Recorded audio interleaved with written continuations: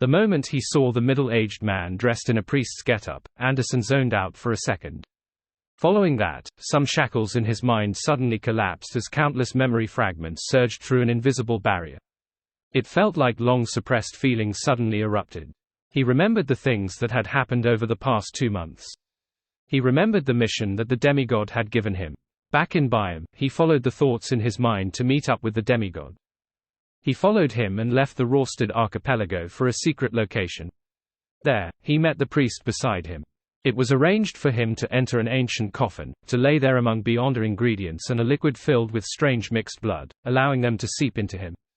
After a month of this corrosive treatment, a dark red chrysalis formed inside his body. He then had his memories from this period of time sealed before being sent to West Balam. He was then psychologically cued to not leave until he recovered his memories. This meant that he hadn't finished the demigod's mission and that it was still underway. Everything that had happened before were just preparations. Scenes flashed through his mind as Anderson discovered that while he was playing the harmonica on the streets, checking into the hotel with Danitz, obtaining of language comprehension charms from the Church of Knowledge's preachers, as well as his arrival in Northern State, all of these incidents had this genial and seemingly innocent priest present beside him the entire time. When having meals, he was sitting at a neighboring table. When he checked in, the neighboring room was his. When walking on the streets, he was walking right beside him. When playing the harmonica and putting on the ventriloquist act, this man was looking at him in a genial manner. And Anderson hadn't noticed any of this back then. Danitz, who was beside him, the people around him, none of them had noticed him.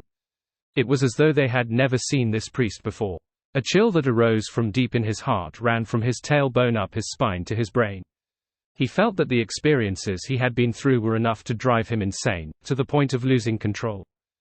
Danitz, who had already opened up a distance from Anderson, looked at the black-robed clergyman, in Sangwil, and then he looked at the simple priest who was praying with his eyes closed. He hurriedly bowed his head and used ancient Hermes to softly chant, "The fool that doesn't belong to this era. The mysterious ruler above the grey fog. The king of yellow and black who wields good luck." A few days earlier, he had received Mr. Fool's revelation to handle some matters as a guise to stay around Anderson. It was so that he could immediately pray if any abnormalities were to happen. Although he didn't know what would happen, or who he had encountered, Danitz, who always cherished his life, didn't hold back and did as he was told, even if the abnormalities that happened might very well be him being overly imaginative. For this, he had specially worn the boxing glove made from Grozel's Beyonder characteristic. It ensured that he would act first without thinking so as to not waste any time. At this point, Sangwil had stopped walking. His dark blue, nearly black eye and the eye filled with blood vessels reflected the priest in simple white robes who had a cross hanging by his chest. In his mind, in his mouth, a furious voice sounded, "Adam. The Creator's son, King of Angels, Adam." Before Sangwil could finish his sentence, the priest opposite him opened his eyes. His light-colored eyes were already pure gold in color. Suddenly, pitch-black stone columns were erected around them, setting up a majestic cathedral. Inside this cathedral, each column, each arch, and each dome's surface was embedded with the bones of different races. They were densely packed as they used different eye sockets to stare at Sangwil. They surrounded a cross that was more than 100 meters tall. In front of the cross, a blurry figure stood there as though he was watching everything with compassion. This was a cathedral of corpses, but instead of appearing eerie, it was filled with holiness. The walls, windows, and doors of the cathedral had transparent, warped faces protruding out. It was as though countless souls were sealed inside, preventing beyonders from sensing the existence of the spirit world or astral world. The square and pedestrians from before had vanished. They were kept outside the corpse cathedral that had suddenly appeared. Sangwil's classic quill had already flown up as it wrote rapidly on his black clergyman's robe, "Anderson Hood is Gairman Sparrow's friend." Ouroboros had taken notice of him, and due to various unknown reasons, Ouroboros's appearance here was a development that adhered to logic. Just as the quill wrote the exclamation mark, light beams shone in from the colored windows of the corpse cathedral, forming stacked illusory pure feathers. Beneath the enveloping feathers, a figure with long silver hair materialized in a genuflecting, praying stance. Following that, the figure stood up straight. He wore a simple linen robe and had handsome looks and soft facial features. He was none other than King of Angels, Tail Devourer Ouroboros. Ouroboros's eyes were momentarily unfocused, but it soon reflected the genial priest's image. In his eyes, at his feet, and on the stacked feathers of light behind him, a supernatural, mysterious circle was accentuated, forming an illusory river like a snake that had its head connected to its tail. The corpse cathedral once again reverted to the point when the pitch-black stone columns erected with the surrounding square was still on the border of existence. Taking this opportunity, Ouroboros flew out. In Sangwil didn't hesitate as he made the surrounding colors saturate and overlap against each other. Just as this Nightwatcher was about to step into the spirit world, he suddenly saw a cross spanning more than 100 meters in size plummet down from high above. This cross impaled the middle of the unformed corpse cathedral as the blurry figure that carried the cross raised its head. Infinite light spewed out, drowning Ouroboros and the quill holding in Sangwil within. The corpse cathedral filled with bones of different races and the countless warped souls took form once again. Upon hearing the stacked, illusory pleas, Klein was inside his hotel and thinking about his daily miscellaneous matters and lampooning in boredom. He suddenly stood up, went straight to the window and looked towards the nearby square. On the square, coffins were coming and going. The fountain was still spewing, and there was reverberating music. Everything seemed normal and even felt idyllic. Here, what seemed most unharmonious was Anderson genuflecting with a stiff expression while a trembling Danitz was closing his eyes praying. Without a second thought, Klein followed the plan he had formulated above the grey fog.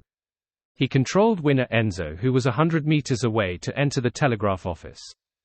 He had instructed Danitz to live beside a telegraph office. At the same time, he took out his adventurer's harmonica and blew into it. Rionette Tinnicker walked out of the void with the 4 blonde, red-eyed heads in hand. All 8 eyes turned to the square. For Leonard, Miss Messenger. He likely hasn't left your detection range. Klein took out a letter he had already prepared and a gold coin before handing it to Miss Messenger. What he said and did was akin to a marionette. He only followed the instructions he had prepared in advance. If he couldn't help think of something else, he would immediately use cogitation to divert his attention. This was the method he figured out from Will Orcepton on how to deal with 008. By doing the thinking above the grey fog, all he did was act according to plan in the real world. And in a particular prayer from Danitz, Klein had used the scene that appeared to observe Anderson, who was nearby. In the end, he discovered an unfamiliar priest who also felt familiar by his side.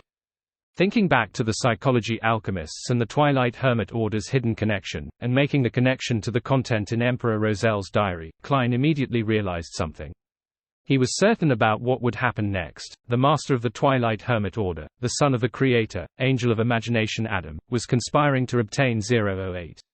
This also meant that there was a high chance for In Sangwil to appear with Anderson as the target. Then, Klein redid his plan above the grey fog, pretending as though he had never noticed anything. He continued his state as a marionette in reality. One of Rionette Tinnicker's heads bit onto the letter as the 8 eyes looked deeply at Klein for 2 seconds. Klein nodded indiscernibly without a word, watching Miss Messenger return to the spirit world. In the Kukawa telegraph office, Winner Enzo handed over the telegram, address, and Verl gold he had already prepared for the staff, urging them to send it immediately. West Balam, Northern State, Kukawa. In Sangwil has appeared. The radio waves quickly spread, sending the message to the major bases of the Church of Evernite in West Balam and East Balam. East Balam. Why are you always active around the cathedral?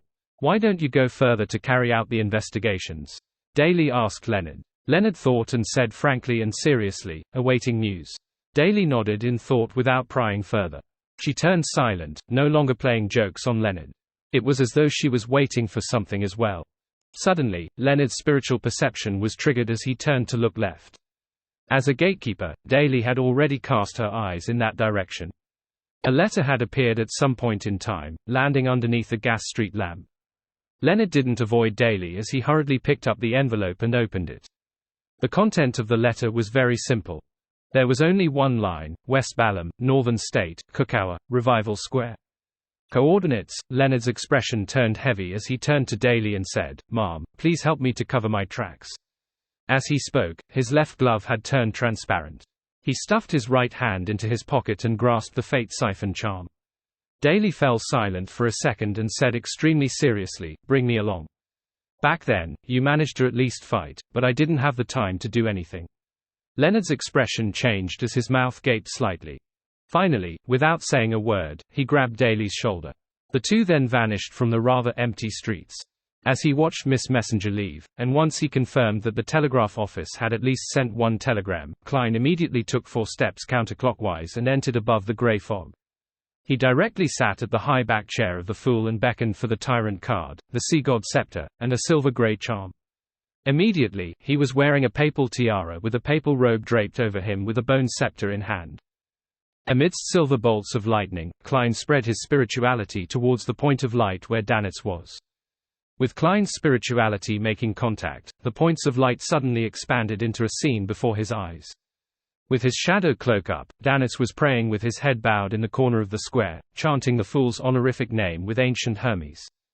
Thanks to this, Klein could see an expanded area around him, and he began searching for Int Sangwil. Through the grey fog, everything he saw was clearly different from what he had previously seen. In the middle of the square, a pitch-black corpse-embedded cathedral had appeared at some point in time. It was dark inside, but there wasn't any signs of activity inside. Using this opportunity, Klein replied Danitz's prayer, "Leave the area. Find a hidden spot to hide in." As he spoke slowly, dressed in the papal tiara and dark robes, Klein raised his left hand and made the blue gems at the tip of the bone scepter light up. Sharp, jarring sounds immediately resounded in Revival Square in the real world as a sudden gale swept the area. It made the people who were spending their leisure time there or the pedestrians to leave quickly to head for shelter from the wind. Even Anderson, who had a frozen expression, recovered his usual insouciant attitude. Holding his abdomen, he quickly rushed out of the dangerous area. In a few seconds, Revival Square became extremely silent. Even the pedestrians who walked slowly without running had experienced the feeling of flying with the nudging of the wind. The empty area entered a brief silence. Then, a flame appeared from the Corpse Cathedral's window. It grew in size and became increasingly blinding. Silently, the colored glass windows shattered as blinding white light that bordered on blue shot out like a meteor. This flaming light instantly crumbled, materializing into Int Sangwil, who wore a black clergyman's robe and had one dark blue eye and one eye covered with blood vessels. The moment this Nightwatcher appeared, he couldn't help but open his mouth and scoff at the classic quill in his hand. "If a fool like you didn't listen to my suggestion, how could something like this happen? I'm not even sure what you're afraid of. If you had allowed me to pray to the Lord, allowing me to secretly return to the Rose Redemption and join forces with the Serpent, our preparations would allow us to set up a trap. Today, we will be the ones hunting Adam, and not the other way round." The seemingly dark and damaged quill immediately flew up and wrote on an empty spot of Int Sangwil's clothes. Due to a rage stemming from embarrassment, Sauron Einhorn Medici pushed the blame of this development to the quill of Alzod, but in fact, it was he who was stopping himself from praying to the true creator. Be it Sauron or Einhorn, neither one of them trusted this evil god. Today's development made this evil spirit's psychological dissociation to worsen. This is extremely reasonable. This is the diagnosis by the best, most professional psychiatrist. Int Sangwil immediately frowned as he raised his left hand and pressed it to his head. His dark blue eye rapidly recovered its luster as the classically sculpted face turned extremely stern. At this moment, having escaped the Corpse Cathedral, he was no longer facing the square. Instead, it was flights of ancient stone stairs. They were leading to the peak of a towering mountain.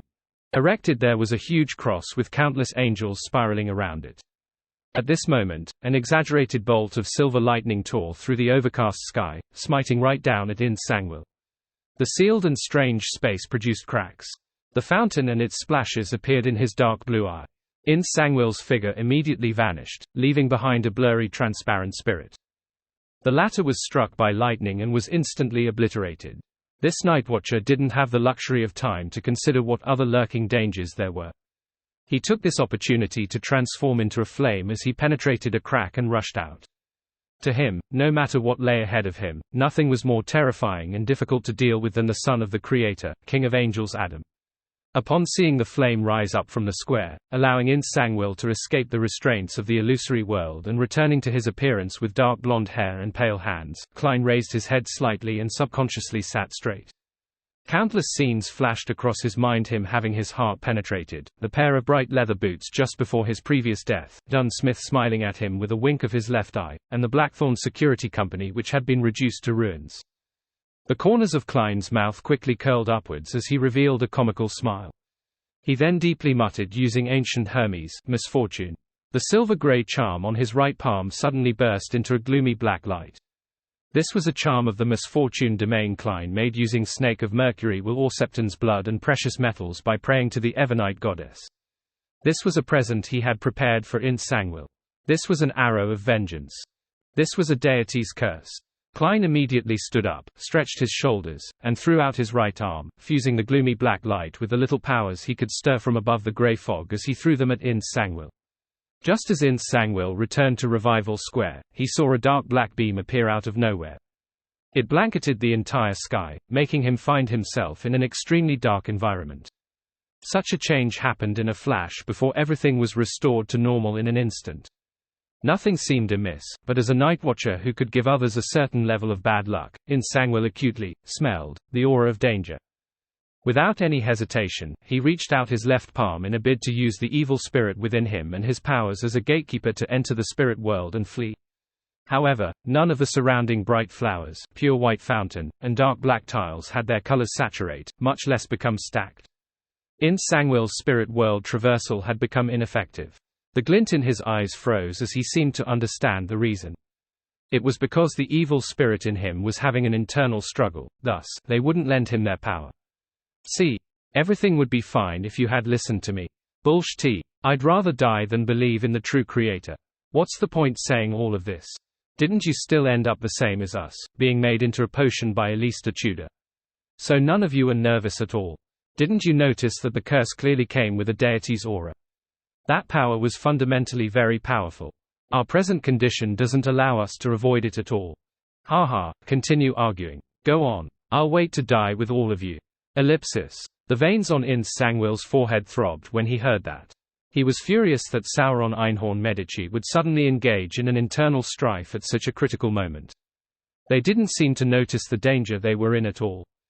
As a former archbishop, as a beyonder who had watched over the Church of Evernight's holy artifacts, Int Sangwil didn't let his judgment become clouded because of his rage. He instinctively believed that the gloomy black beam had something to do with the Evernight goddess's authority over misfortune. He believed that Sauron Einhorn Medici's sudden fallout was clearly a result of this influence.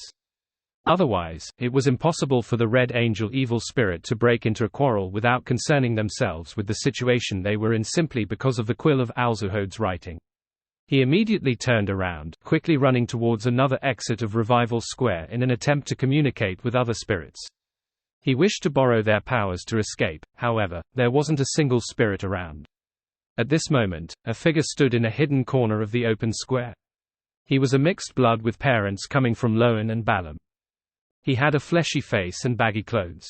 On his waist hung a rapier. It was Admiral Hel Ludwell. This was a marionette who usually didn't have any thoughts. After throwing out the deity's curse charm, Klein followed his plan, returned to the real world, and made use of the two marionettes. As he made Enzo find a corner, he took out the items he prepared, set up a bestowment ritual, and controlled Admiral Hel to walk to a secluded spot to face Int Sangwil. This Admiral Hel, who looked nothing like his original self, raised his right hand, allowing his arm and fingers to rapidly turn incorporeal as they extended towards the target.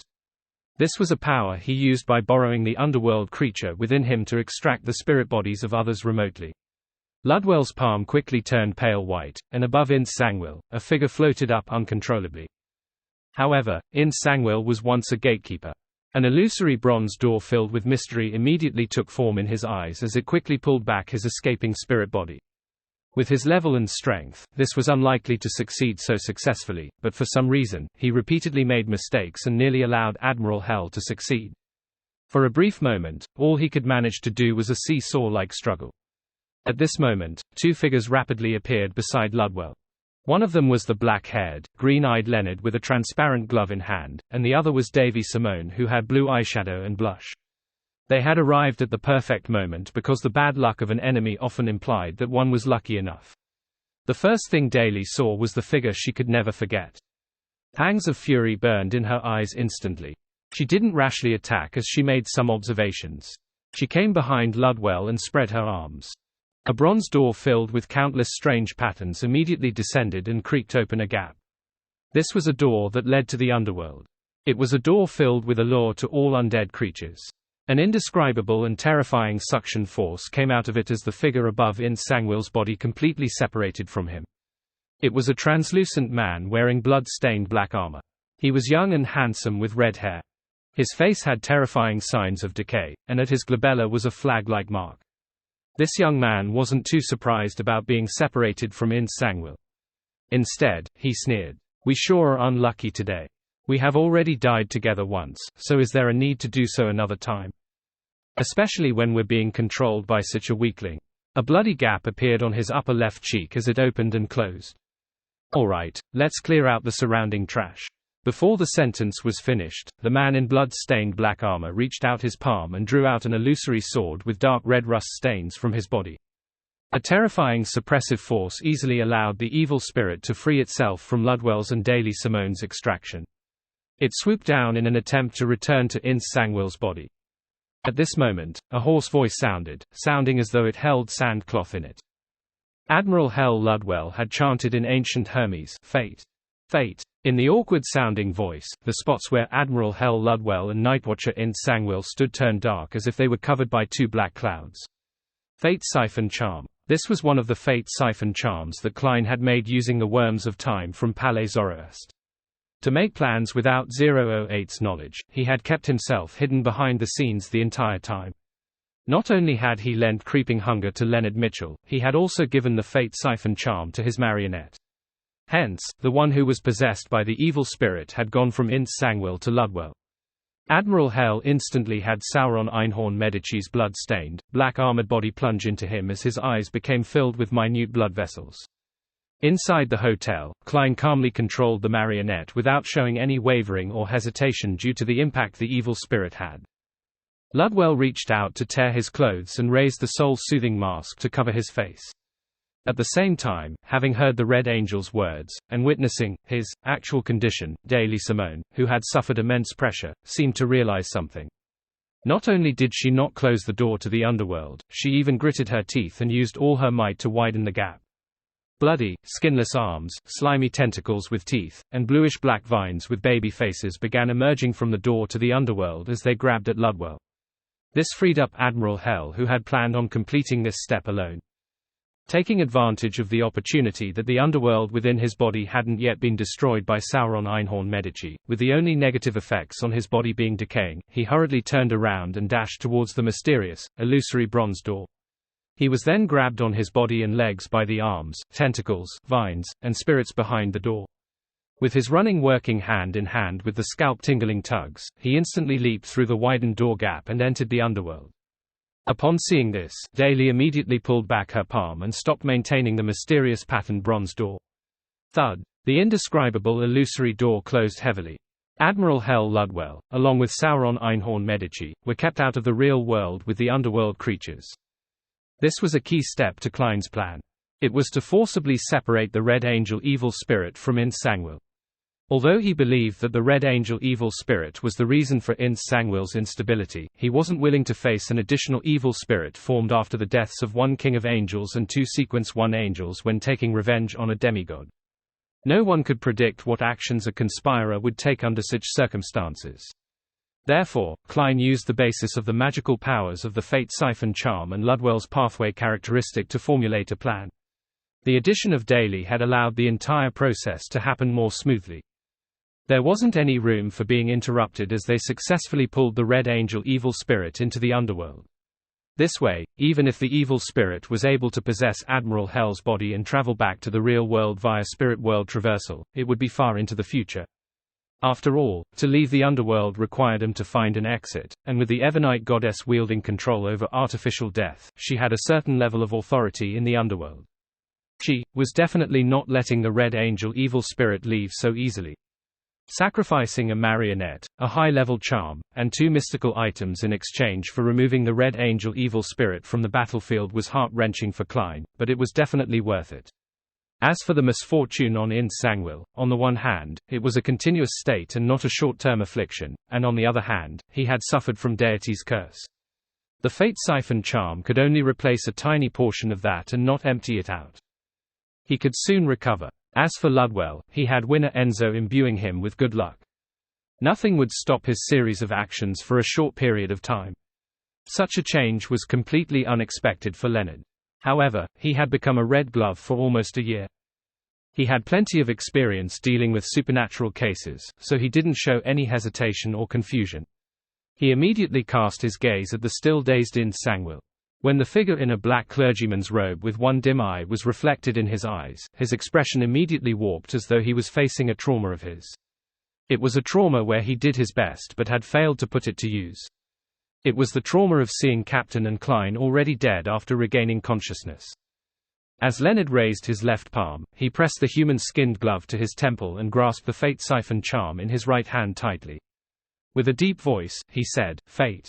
The ancient, supernatural language echoed as a transparent book condensed in front of his left glove.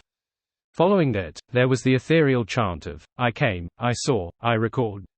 Bolts of bright, blinding silver lightning blasted down one after another as they instantly devoured Leonard. Lightning storm. This was akin to Leonard holding a revolver to his temple before pulling the trigger. He was committing suicide, but at the same time, he was using the Fate Siphon charm. This would transfer such a fate to Ynde Sangwyl. This was the best solution he could think of when using the Fate Siphon charm and creeping hunger. It required immense courage. Countless silver lightning swept over, shattering the surrounding darkness. Leonard Mitchell immediately snapped awake and found himself still standing at his spot. His left hand had yet to rise, and his right hand had just grabbed the Fate Siphon charm. Whatever he did was just a dream. At this moment, in Ynde Sangwyl's dark blue eyes, darkness was slowly swirling. It was as though it was saying, "When did you get the misconception that you aren't dreaming?" In fact, long before Sauron Einhorn Medici had been extracted from his body, he had already created a large-scale dream in an attempt to pull all his enemies in. Unfortunately, the man with a rapier was in no way affected. He easily escaped and ended up destroying the dream, reducing its effects to nothing. As the ability to detect danger which was gained from one's spiritual perception feedback was that obvious, and with the possibility of the conflict between the two kings of angels behind him spilling over at any moment, Ynde Sangwyl didn't hesitate to create a large-scale slumber effect while pulling Daly Simone and Leonard Mitchell into a dream. Right on the heels of that, he picked up Quill of Alzod and rapidly wrote on his sleeve, "Ynde Sangwyl was in optimal condition today." He could effectively control his mythical creature form, therefore, he didn't hold back and used all his strength to escape the area. As he finished writing the sentence with the quill, Ynde Sangwyl's body began transforming. His eyes instantly turned black as though it was tainted with ink. The fine patterns around him began to extend, forming strange and distorted mysterious symbols. At his waist and ribs, his clothes swelled as four skinless arms grew out from squirming flesh. They were covered with blood vessels. The arm was rapidly covered with white feathers as a cadaveric aura rippled out. At the same time, Ynde Sangwyl's teeth grew long, turning sharp. His body seemed to be embedded with numerous blurry, tiny faces. In a blink of an eye, this Nightwatcher was already slumped on the ground, turning into a strange monster with 8 legs and white feathers. Night suddenly fell upon the square as worms in the soil and the bacteria on the floor tiles died one after another, entering an eternal slumber. This was the combination of the powers of Evernight and death. Just as Daly Simone and Leonard Mitchell were about to lose their lives amidst their slumber, a thunderclap boomed. Bolts of silver lightning struck down, turning into a forest of lightning that blanketed Ynde Sangwyl's incomplete mythical creature form. After sending away the Red Angel evil spirit, Klein didn't stay any longer. Like a marionette with preset orders, he mechanically took 4 steps counterclockwise and entered above the grey fog. Wearing the papal tiara and papal robe again, he picked up the Sea God scepter. This was the third act of the play. With 008 exhausted by Adam, and with the Red Angel evil spirit separated from Ynde Sangwyl thanks to the Fate Siphon charm, he had to face the Sea God's wrath as a sequence 4. Klein knew that he didn't have the strength to directly fight a demigod. Therefore, his plan had been to wear off Ynde Sangwyl's helpers while smiting him from above the grey fog. It was akin to the sea battle with the demigod, Konas Kilgore, who was from the Black Emperor pathway back then. Even if he couldn't complete the kill due to a demigod's potency, he could stall for time until the Church of Evernight's archbishop or high-ranking deacons with sealed artifacts arrived. In this plan, there were 2 uncontrollable parameters. First, it was unpredictable how much influence 008 had towards the end. A card up his sleeve was to let Enzo set up a bestowment ritual and be prepared to send Grozel's travels to the real world at any time. By sending it to the edge of the battle, Klein wanted to know if this would lure the quill away from Ynde Sangwyl. After all, he guessed that the quill was a Grade O sealed artifact of the Spectator pathway. It was likely that it was interested in the special book left behind by the Dragon of Imagination. Second, he wasn't sure how strong the son of the Creator, Adam, was. Klein had no reference point, and he believed that it wasn't impossible for a king of angels like him to subdue 008, imprison the Red Angel evil spirit, and kill Ince Sangwil alone. Towards such a development, Klein had no means to foil it. All he could do was pray for the goddess's blessings and fate's tenderness as he waited for the outcome. Rumble. The lightning forest smote down, bringing with it intense destructive auras. At this moment, pure darkness surged out of the gaps in the lightning, devouring all of the silver-white swath. Right on the heels of that, Ince Sangwil's 8 legs moved rapidly as he ran out of the area. He couldn't find a target of attack, nor could he lock onto the enemy that had cast Lightning Storm. Holding back his furious emotions, he ran towards buildings along the perimeter of the square, leaving shadowy afterimages behind. However, amidst booming thunder, terrifying lightning bolts smote down one after another, trapping Ince Sangwil inside the square. Daly and Leonard had already woken up from the dreams, but the light from the lightning affected their vision, allowing them to discover that Ince Sangwil had apparently turned into a monster, but the details were unclear. Mythical creature form. As the two had a solid foundation in mysticism, they immediately realized what was happening and quickly closed their eyes. They then retreated to a spot that provided them shelter. Realizing that he was unable to dodge the lightning strike given the amount of time he had, Ince Sangwil retracted one of his legs, picked up 008, and as he ran, he wrote on his body, "An unknown existence is attracted by the combat and feels great pity for Ince Sangwil's experiences before deciding to help him by taking him away via the spirit world." On the heavily scuffed and damaged Revival Square, the environment turned dark as a gloominess and eeriness filled it in a seemingly corporeal manner. Even the blinding silver lightning wasn't able to dispel this feeling. Daily Simone acutely sensed that an unknown creature was crossing the spirit world and approaching. An ominous feeling rose up in her as though she could already see Ince Sangwil using such an accident to easily escape, never to be found. She felt ice cold in a manner that couldn't be resisted, just like when she first became a Beyonder. Back then, due to a particular accident, as a 19-year-old, she had lost her family and ended up drinking a potion by mistake. She ended up becoming a corpse collector and was placed into a Nighthawks team. The influence of the potion and the wounds from losing her family had made her enjoy gloominess and coldness. She couldn't help but approach corpses, often loitering in cemeteries and sleeping there. This made her appear odd, with people instinctively avoiding her. This not only dropped her body temperature, but it also slowly froze her heart and soul as they turned ice cold. She was afraid of this feeling. She still hoped to live as a person, hence, she instinctively used how men coveted her for her looks and body to gain a boyfriend. She wanted to use the warmth of a body to stop her soul from turning cold. In this decadent and surreal life, she met that man, a man who always warmly listened to her. He was a man who always stayed by her side and provided her help. He was a man who became embarrassed when faced with jokes involving the two sexes. He was a man who accepted all the flaws and weaknesses of his teammates with a sincere attitude. He was a man who fumbled in helplessness when she gestured at him again and again. He was a man who hid the pain and sorrow in his heart, to the point of suffering an early receding hairline. He was a man who was the first to step forward when encountering danger, putting himself in between the danger and his teammates. She changed. She began putting on makeup that made her appear older. She stopped mixing with other men but kept her jokes to deliberately express that she hadn't changed in an obvious manner. However, she still didn't make it in time. She didn't manage to witness the man master the acting method, digest potions, and advance to sequence 6. She didn't manage to see him reach out his hand to invite her to an opening dance or be able to participate in his final battle. She didn't manage to tell him her feelings in time. I was wrong. I failed to do anything in time. Today, I'm not having it repeat again. Daly's expression turned sorrowful as the corners of lips curled bit by bit with tenderness and sweetness. With her eyes closed, she suddenly pulled out a small metal bottle from a hidden compartment. She threw the stopper and gulped the liquid inside. Her blue eyeshadow and blush instantly brightened, and even her skin turned slightly translucent. Her coiled-up hair was instantly released, pushing her hood back as they fluttered. Spirit wandering the void, higher-order creature that leave one with awe, the unforeseeable creature, Daly chanted with simple and forceful ancient Hermes, I shall sign a contract with you in my name, pray that you leave this place. Behind the 8-legged, the white-feathered Ince Sangwil, a figure appeared. It was a blood-colored piece of flesh with countless eyes on it and arms of different races. Just as it was about to grab Ince Sangwil and drag him into the spirit world, it suddenly paused. It then turned its gaze towards Daly Simone. Pitch-black snake-like scales instantly appeared on Daly's skin, and within the gaps of the scales, white feathers grew. Her knees buckled as she knelt down in pain, but she ultimately maintained her spirit-channeling posture.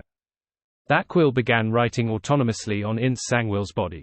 The unknown existence descended upon Revival Square and was just about to take Ince Sangwil away, but no, it was attracted by Daly Simone. Its sense of aesthetics was inclined towards humans. Oh no, it abandoned Ince Sangwil. It decided to listen to Daly Simone's suggestion and ended up leaving. How surprising that when it came to spirit channeling, Ince Sangwil, a demigod, would actually lose to Sequence 5 Daly Simone. Although this lady had consumed the flower of spirit and paid an immense price, she had little chance to defeat Ince Sangwil, who was barely using the quill of Alzod. Ince Sangwil was just too unlucky. He actually encountered a matter with nearly zero probability. Amidst the lightning strikes, blood-red beams lit up in Ince Sangwil's pitch-black eyes that were covered with mysterious symbols before calming down. His hand, which held the quill, wrote on his body once again. Another unknown existence was lured into the vicinity and attempted to enter the real world. Just as he wrote that, the quill suddenly paused as it continued writing, "Incoming. Incoming." It, no, she, was Rionette Tinica. No, Rionette Tinica chased away all the surrounding creatures in the spirit world. She gave Ince Sangwil a glance, looked away, and left, continuing her patrol of the surroundings. Ince Sangwil is too unlucky, just too unlucky. Ince Sangwil's rapidly moving body suddenly paused as though he had suffered a terrible blow. Boom! A thick bolt of silver-white lightning smote the eight-legged monster. It sent Ince Sangwil flying up as he let out an inhuman cry. In his pitch-black eyes, the blood-red beam spread out like an explosion, turning into two bloodthirsty, cruel, and maniacal blobs of light. Ince Sangwil could no longer control his emotions and maintain a good state of mind. He lost most of his reason. The more the slightly damaged quill wrote, the darker it became until it slowly stopped. With a scream that left one with goosebumps, an endless darkness blanketed the area, pulling Daly Simone and Leonard Mitchell into a dream. However, the thunder booms and lightning snap the dreamers awake. Ince Sangwil took a step back with his 8 legs, leaving behind an afterimage in his spot. He rapidly ran towards Daly Simone, who was on the brink of losing control, hoping to rip apart the Nighthawk who had foiled his plans for escaping. Boom! Boom! Ridiculous bolts of lightning blasted down, stopping his attempts to escape. Boom! Boom! The 8 legs, that were covered with white feathers, which now had signs of being charred, moved one after another as he kept his body low while he circled the square, dodging the lightning in search for an opportunity to kill Leonard and Daly. With time, he realized there was a problem with the remaining reason that he had. The frequency of the lightning was dropping. The person that kept casting lightning strike had apparently reached his limit, and his spirituality was almost drained.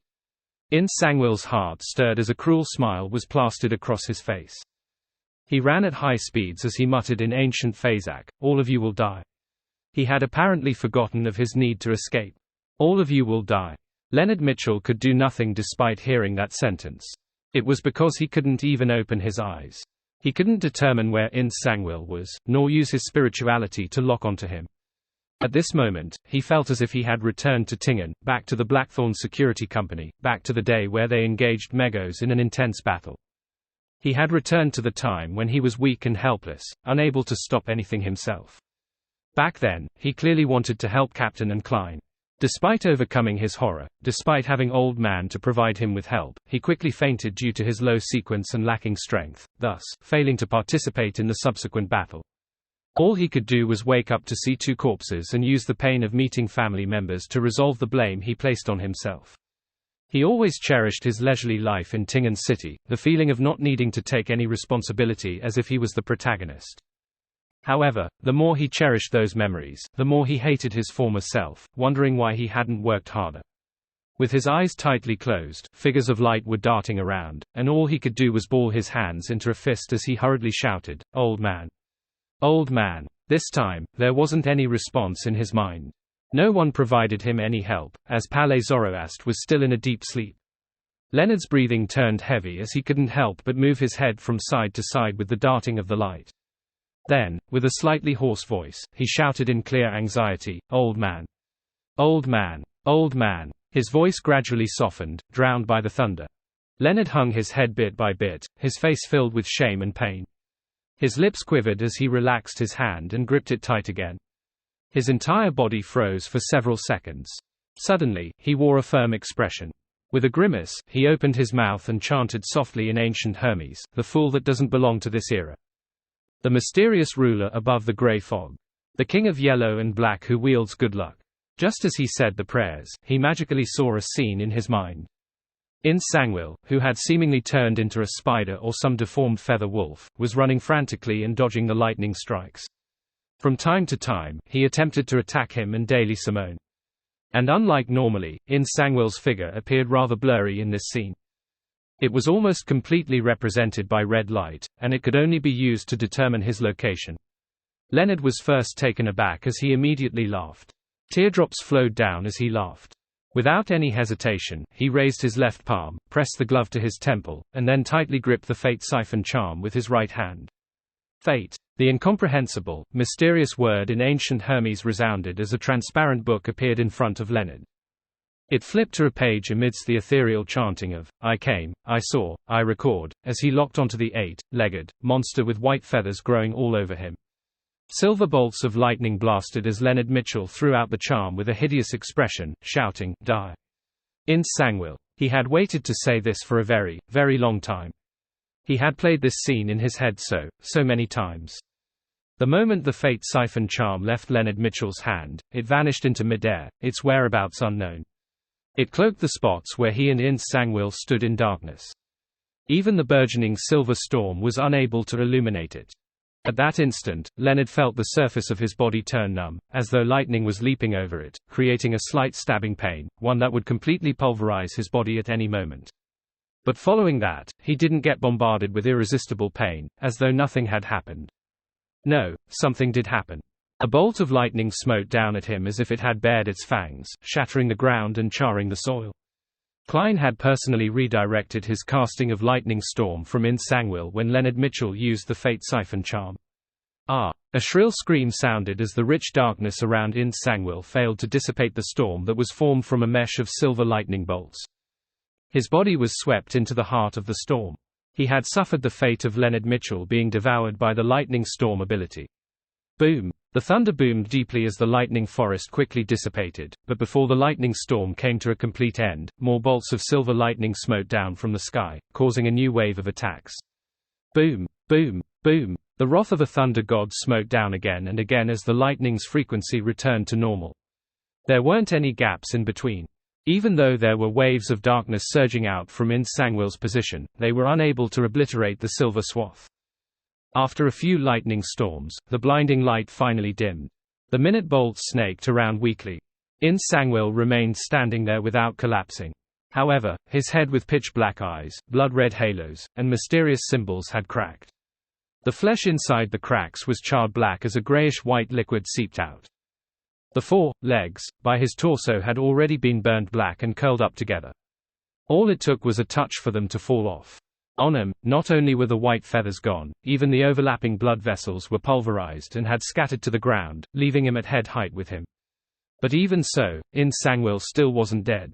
Creatures that had obtained godhood had an unimaginable vitality compared to ordinary people.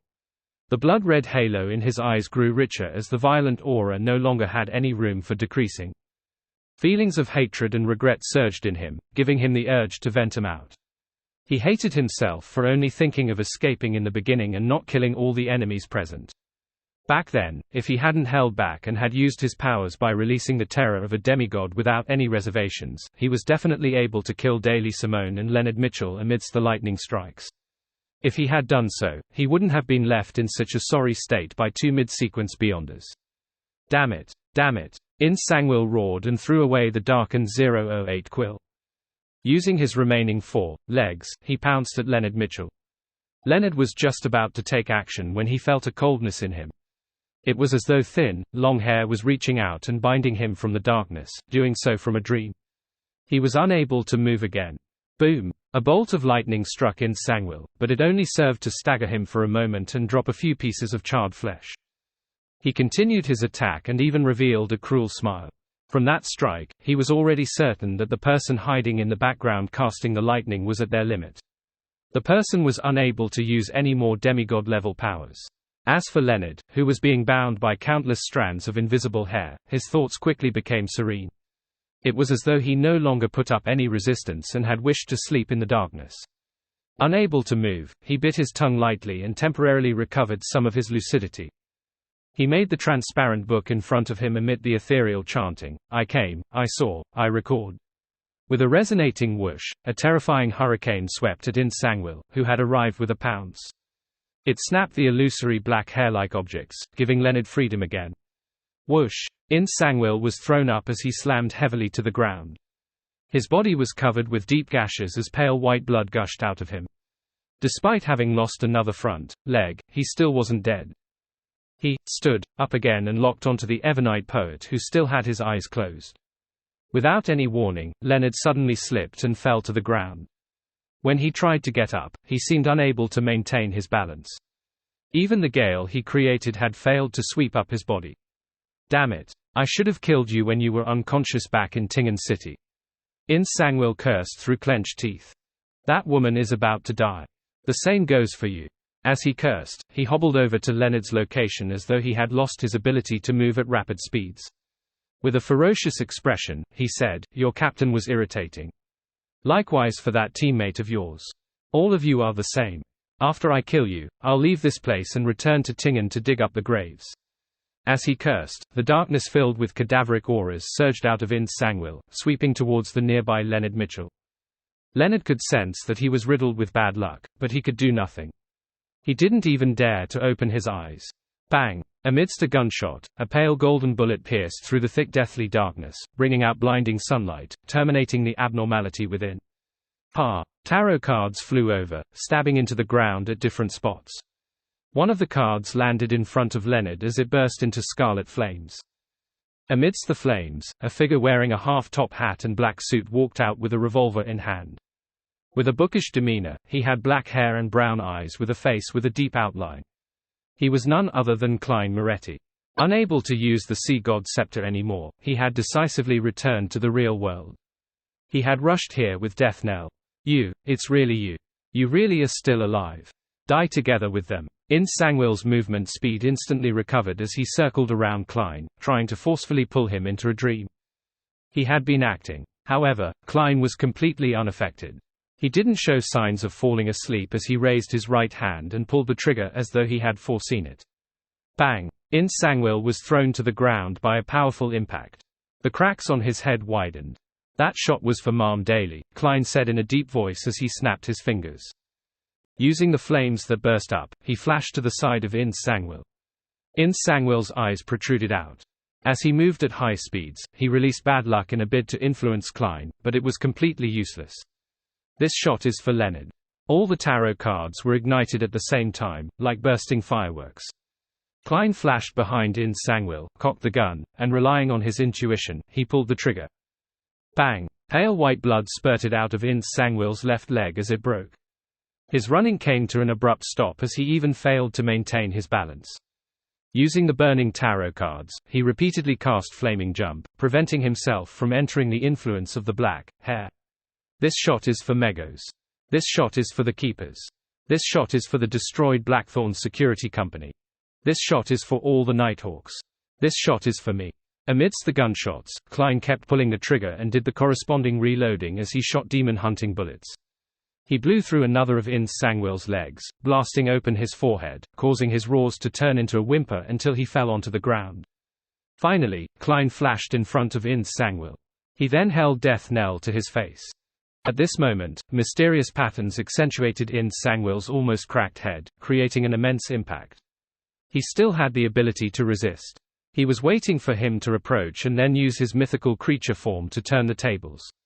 However, Klein's brown eyes continued looking at him without reflecting anything. He thrust Death Knell forward and pulled the trigger. Bang! In Sangwil's head completely exploded, and like a smashed watermelon, the fragments and the juice splattered everywhere. Death Knell had sounded the knell for him. Klein raised his left hand and rubbed away his two eyes.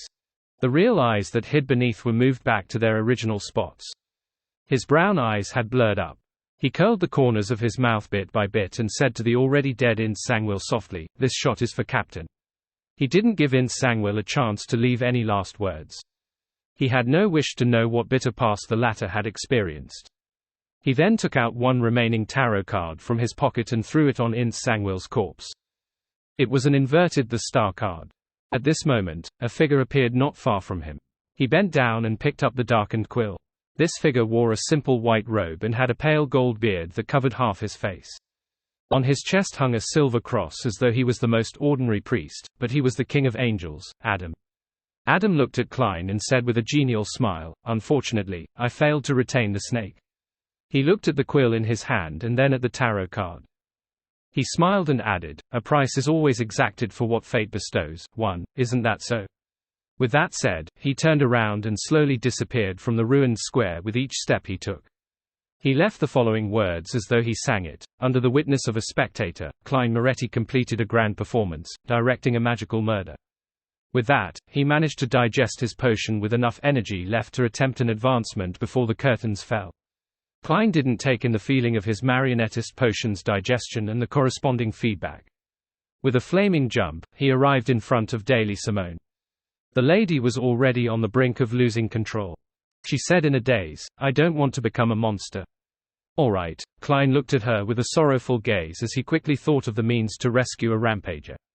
He had considered getting her to chant the fool's honorific name before pulling her spirit body above the grey fog, but with her body already mutating, it was apparently useless.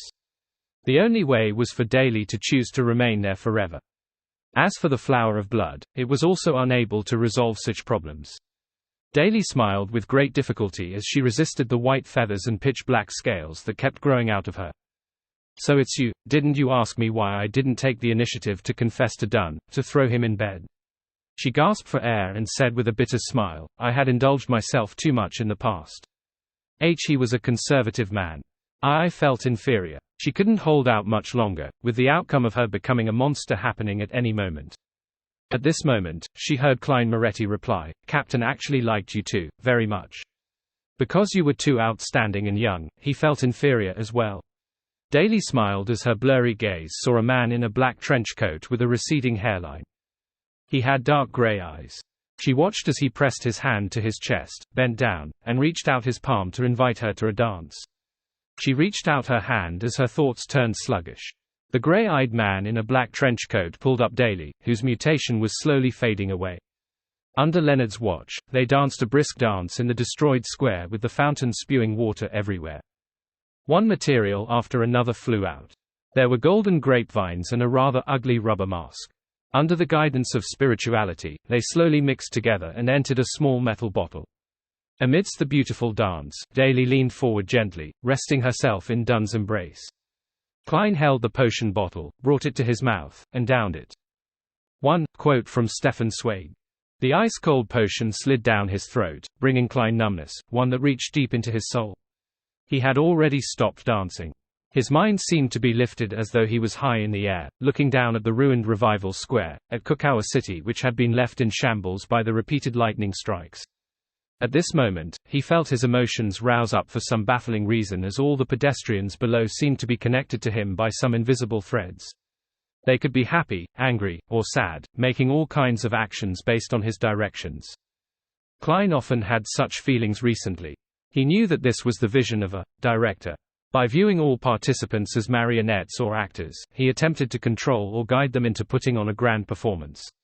Using that hint of familiarity, Klein hurriedly adjusted his state of mind, completely separating his emotions from it, and viewing everything in a cold, aloof manner, so as to prevent himself from being affected by the play. As a director, he followed the script, referred to reality, and rationally made an analysis to choose according to the circumstances. He allowed emotions to build up, allowing himself to push matters forward and use the clues that had developed. Once his state of mind settled, he felt the potion's power spread across his body, like a sharp-threaded net. Suddenly, Klein felt that his soul body was connected to his physical body. They were split into countless parts, and without being able to hold it in any longer, he let out a cry from deep within his soul. No. His thoughts were diced apart, turning into fragments as they fused with different pieces of flesh as he gained his own sentience. These included Klein with pain, Klein with arrogance, Klein with coldness, Klein with gentleness, Klein who could amusement himself, as well as Joe Mingrui, Sherlock Moriarty, Gairman Sparrow, and Dwayne Dantes. His entire spirit body seemed to be thrown into a grinding machine. Not far away, Leonard, whose cheeks were streaming with unconscious tears, first saw Captain Dunn, who was embracing Daily Simone, transform back into Klein Moretti. Following that, he noticed his face, neck, and the back of his hands. Pale-colored tendrils protruded out as though they had a life of their own. They kept growing outwards, turning into a transparent maggot. And beneath his clothes, there were also signs of squirming. This made Leonard have the feeling that Klein would collapse into a cluster of transparent maggots the next second as they raced in different directions. Just as he wanted to do something, he felt dizzy. He instinctively closed his eyes and didn't dare to keep watching the transparent maggots that grew out of Klein's body shimmered under the sunlight, producing three-dimensional layers of mysterious symbols. They connected to higher and lower levels, directly presenting the abstract concepts of bizarreness, madness, change, strength, and wisdom. Amidst howling cold winds, black illusory threads rose up around Klein as they bonded together, forming strange tentacles. The tentacles flailed as his soul body, astral projection, body of heart and mind, and ether body were reduced to fragments as they fused with the different maggots that represented Klein's various thoughts, turmoil, and dilemmas. As they wafted between him gently, they seemed to fly up to an infinite height where there were countless illusions hugging huge distorted buildings. They were either playing wind instruments, giving speeches, growling, or raving. Amidst Klein's countless chaotic senses, everything around him stacked together as though they turned into the spirit world. However, there were living people coming and going with the stars shining upon them. At this moment, the fragments filled with thoughts had similar memories appear, fresh memories. It was of King of Angels Adam praying with his eyes closed. It was the scene of his shocking appearance. It was him using Death Knell against In Sangwil as he pulled the trigger to blast open his head. It was when he revealed his clown smile, saying in a deep voice, "This shot is for Captain." It was when spectator Adam used an extremely clear and innocent eye to take in the ending of the performance. It was of him turning into Dunn Smith, inviting Daily Simone to dance the closing dance. They were all so fresh on his mind, especially the gaze of a spectator. There was a seemingly corporeal feedback that felt like a magnetic force. It made Klein gradually discover his sense of self-awareness once again. Who am I? This was a question that Klein had an answer to when he was still a faceless. He didn't need to think too much about it as he quickly understood his identity, a person from Earth, a person who had been reconstructed from Klein's memory fragments, a person whose experience as a Nighthawk deeply influenced him, a person who played safe and was afraid of danger, but was able to persist and give up everything, a guardian and a miserable wretch. Strange sensory organs that didn't come from the body of heart and mind or soul body were extracted bit by bit from the fragments, condensing Klein's new thoughts, coldness, calmness, spectating, and overlooking. They were thoughts that allowed him to view the world from even more angles and dimensions. He knew that this could possibly be godhood. Without putting up any resistance, he chained the original spirit body fragments with black threads, allowing him to slowly take form again. At this moment, he realized the purpose of the advancement ritual. It was a mark, an anchor. Compared to other pathways, the Bizarro sorcerer, who experienced the fragmentation of their soul bodies, required an anchor much earlier. However, this didn't require the support of any faith. On the contrary, faith was a numerous and jumbled affair with too many personal feelings involved. During the fragmentation during this ritual, it easily wiped away the humanity of the advancer who was only sequence 5, leaving behind godhood. A grand and profound performance under the watch of countless spectators was enough to make up this anchor. Although the spectators were few in number, as the pinnacle existence of the spectator pathway, Adam could match thousands of ordinary spectators. He could even imagine a theater of spectators to create the effect. With his entire body taking form, all kinds of knowledge surged out from the depths of his demigod spirit body, embroiling Klein's mind and giving him an indescribable impact. It felt as though his brain was about to explode. However, with some level of godhood and his rich experience, he could view this in a detached manner and rather easily pass through this stage. The transparent maggots on his face, hands, neck, and beneath his clothes returned into his body, turning back into the black-haired, brown-eyed Klein Moretti. Looking at Daily Simone, who was still in his embrace and slowly turning cold, he lifted her up and walked to Leonard Mitchell. He bent down and placed her on the ground. Daily no longer had pitch-black scales or white feathers. She had been restored to normal and her eyes were closed. The corners of her mouth were curled up like she was having the deepest and sweetest dream. Klein stood up and looked at Leonard, who had opened his eyes again, and said heavily, "She has returned to the goddess's kingdom, just like Captain." He had turned her into a marionette to reverse Daly's mutation, allowing her to die like a human before releasing his control over her. Leonard tried to force a smile as he whimpered a sound of acknowledgement. Tears were streaming down his face. Klein gently nodded his head. To her, this might not be the worst outcome. She returned as a human to the embrace of a deity she believes in, and that's where Captain and the others are. As he spoke, he subconsciously and sincerely raised his right hand and tapped his chest 4 times in a clockwise fashion. Leonard instinctively drew the sign of the crimson moon. He was momentarily taken aback as his expression turned odd. Klein surveyed the area and said, "Take Ma'am Daly back with you to East Balam. Make it known that she died due to Ince Sangwill's attack and had made exceptional contributions in causing Ince Sangwill's death. Don't worry, no one will investigate you. Of course, you can take this opportunity to leave the red gloves." "I'm used to the church," Leonard said heavily. Klein took off his hat and bade farewell with a bow. Holding his hat, he turned to walk to Ince Sangwill's body and took a card that had a chariot and a red priest on it. The red priest wore the face of Roselle Gustave. Leonard's lips quivered as he suddenly asked, "Aren't you returning to the church?" Klein didn't turn around as he wore his silk top hat and headed for another exit of the square. After a few steps, he paused and replied to Leonard with his back facing him, "I can't return anymore." "Can't return anymore." Leonard stared in a daze as the familiar figure gradually distanced himself and vanished. After a while, a few Beyonders flew to Revival Square. One of them was wearing the clergyman robes of the Church of Evernite. She had a head of beautiful raven black hair and an exquisite face. No one could tell her age, because no one cared. They could only notice the eyes that seemed to contain countless stars within. This lady was floating in midair as she looked at the square. All she saw was Ince Sangwill's sorry corpse that could hardly be recognized. Covering his cracked head was a commonly seen tarot card. It was the star. Above the gray fog, Klein placed the red priest card by his left hand and closed his eyes to rest for a moment. He had a basic grasp and understanding of the powers of a Bizarro sorcerer. On the one hand, he could transform into animals that weren't too disparate in size. In a spirit body state, he could completely ignore this point. He could transfer wounds from either himself or others onto a paper figurine. He had also gained the enhancement of the flaming jump ability that now spanned nearly 1,000 meters.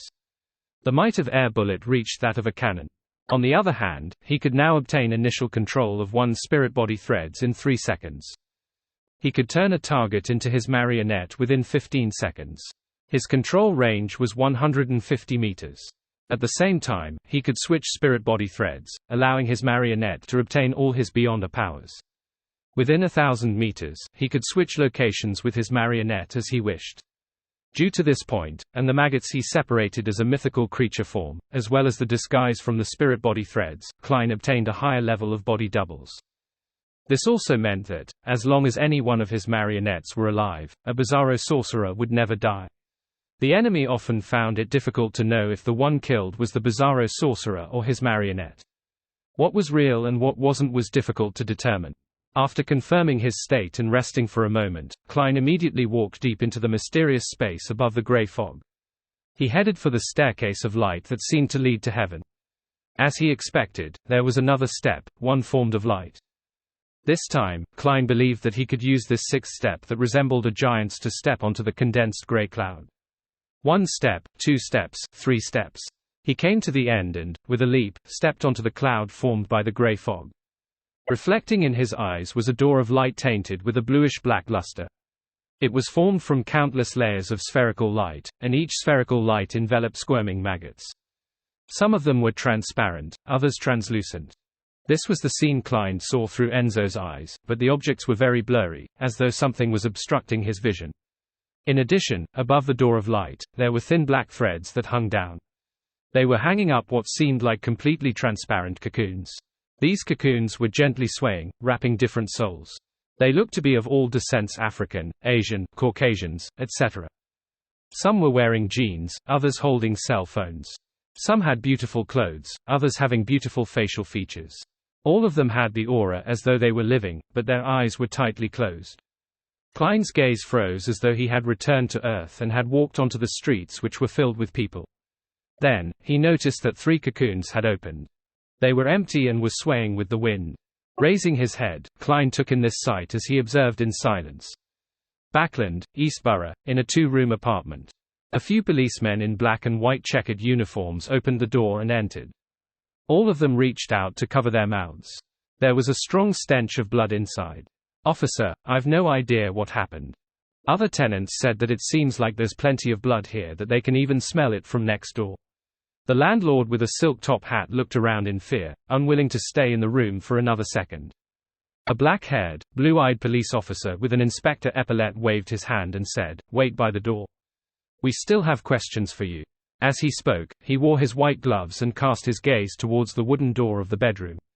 However, he wasn't in a rush to enter.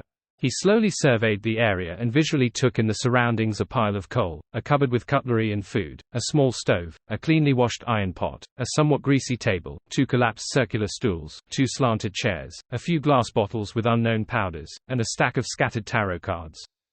A mysticism enthusiast with an ordinary financial situation. The black-haired, blue-eyed inspector nodded gently as he made a judgment. Then, he signaled for a subordinate to open the bedroom door. With a creak, a stronger smell of blood gushed out. The constable who opened the door looked in and let out a short exclamation as he repeatedly retreated. The inspector frowned. He pressed the retreating constable's shoulders, circled around him, and approached the bedroom. When he swept his gaze, his expression immediately changed.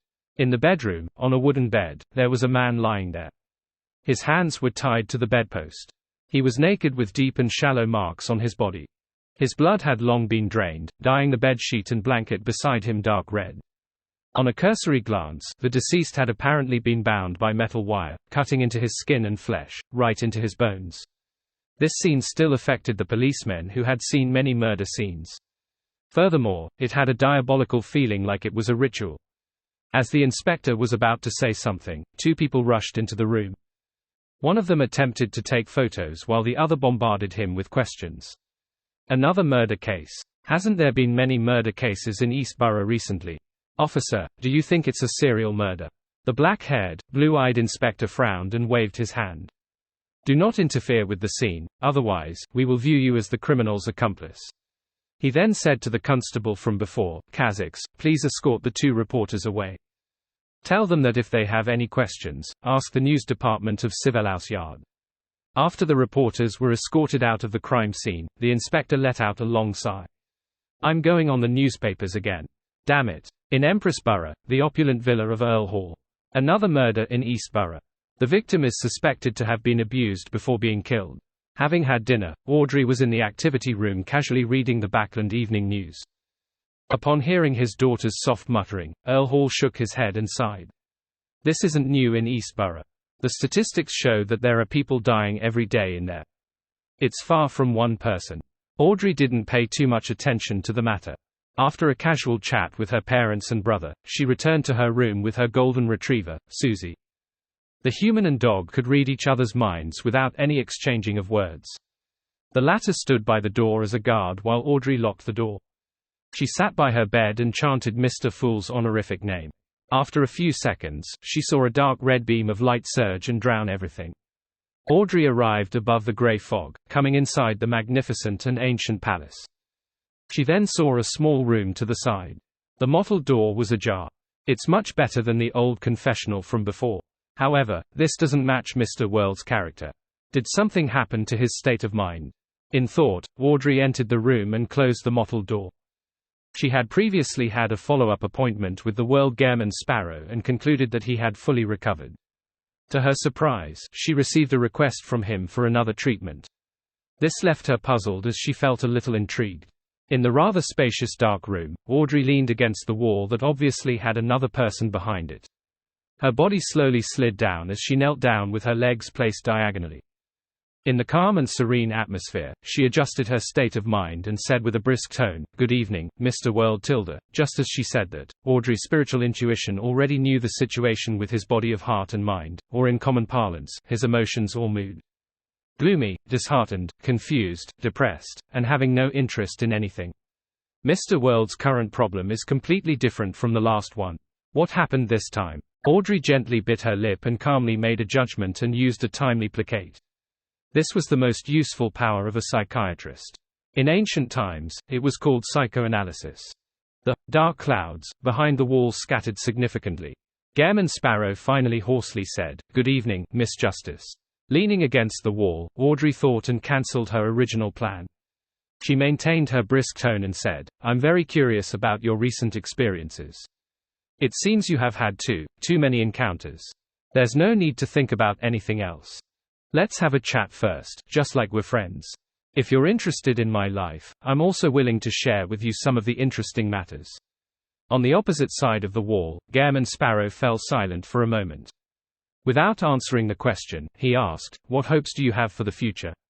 Audrey's eyes darted slightly to the side as she replied seriously, "To advance myself, to work hard to become a demigod so as to better protect my father, mother, and brothers. Oh, I've recently visited the applicants to the Bursary Foundation with the other staff of the foundation. Their living conditions are really worse than I imagined. Although I've read some reports and was mentally prepared, I still found it unsettling when I saw it with my own eyes. A girl who's just a few years younger than me was very short and skinny. She doesn't fill her stomach daily, and she only has 2 tattered dresses. When she said that she wishes to study, her eyes were extremely pure and filled with an earnest desire. I can't forget it to this day." As she spoke, Audrey acutely sensed the change in Gairman Sparrow's mental state. It was no longer a completely still lake, and it was now rippling and undulating. After a short deliberation, this psychiatrist continued as though she didn't seem to notice anything. "I once anticipated having a beautiful wedding, wishing that my prince will appear like those popular novels. However, after becoming a spectator, I realized that I might never be able to fulfill this dream. I can often read the true thoughts of those men and see through their lies. I'm able to confirm that many people aren't as nice as I imagined, and it has left me disappointed. In a few more years, I might be able to appreciate people for their flaws, but it's really difficult to do so now." Noticing that Gairman Sparrow, who had his back to her across the wall, having the emotions of laughter, Audrey did a timely placate on him. Then, she heard him ask, "You once gathered information about dragons from the sun? You should have some understanding of the dragon of imagination. If I were to tell you that your father, mother, and brothers are imagined by the spectator pathway's king of angels and that they do not really exist, what would be your reaction?" "I'll definitely collapse on the spot and directly lose control. Mr. World has a psychological problem because of his discovery that the thing that he has been anticipating, his ultimate goal, will never be fulfilled." Audrey was first alarmed by Gairman Sparrow's question before she realized the essence of the question.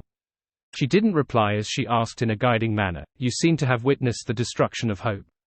"Hey." There was a self-deprecating scoff sounding from the wall behind Audrey. "Indeed, I once thought that I had family. Later, I realized that it was only an extravagant hope of mine." "Why do you say that?" Audrey asked like she was having a casual chat.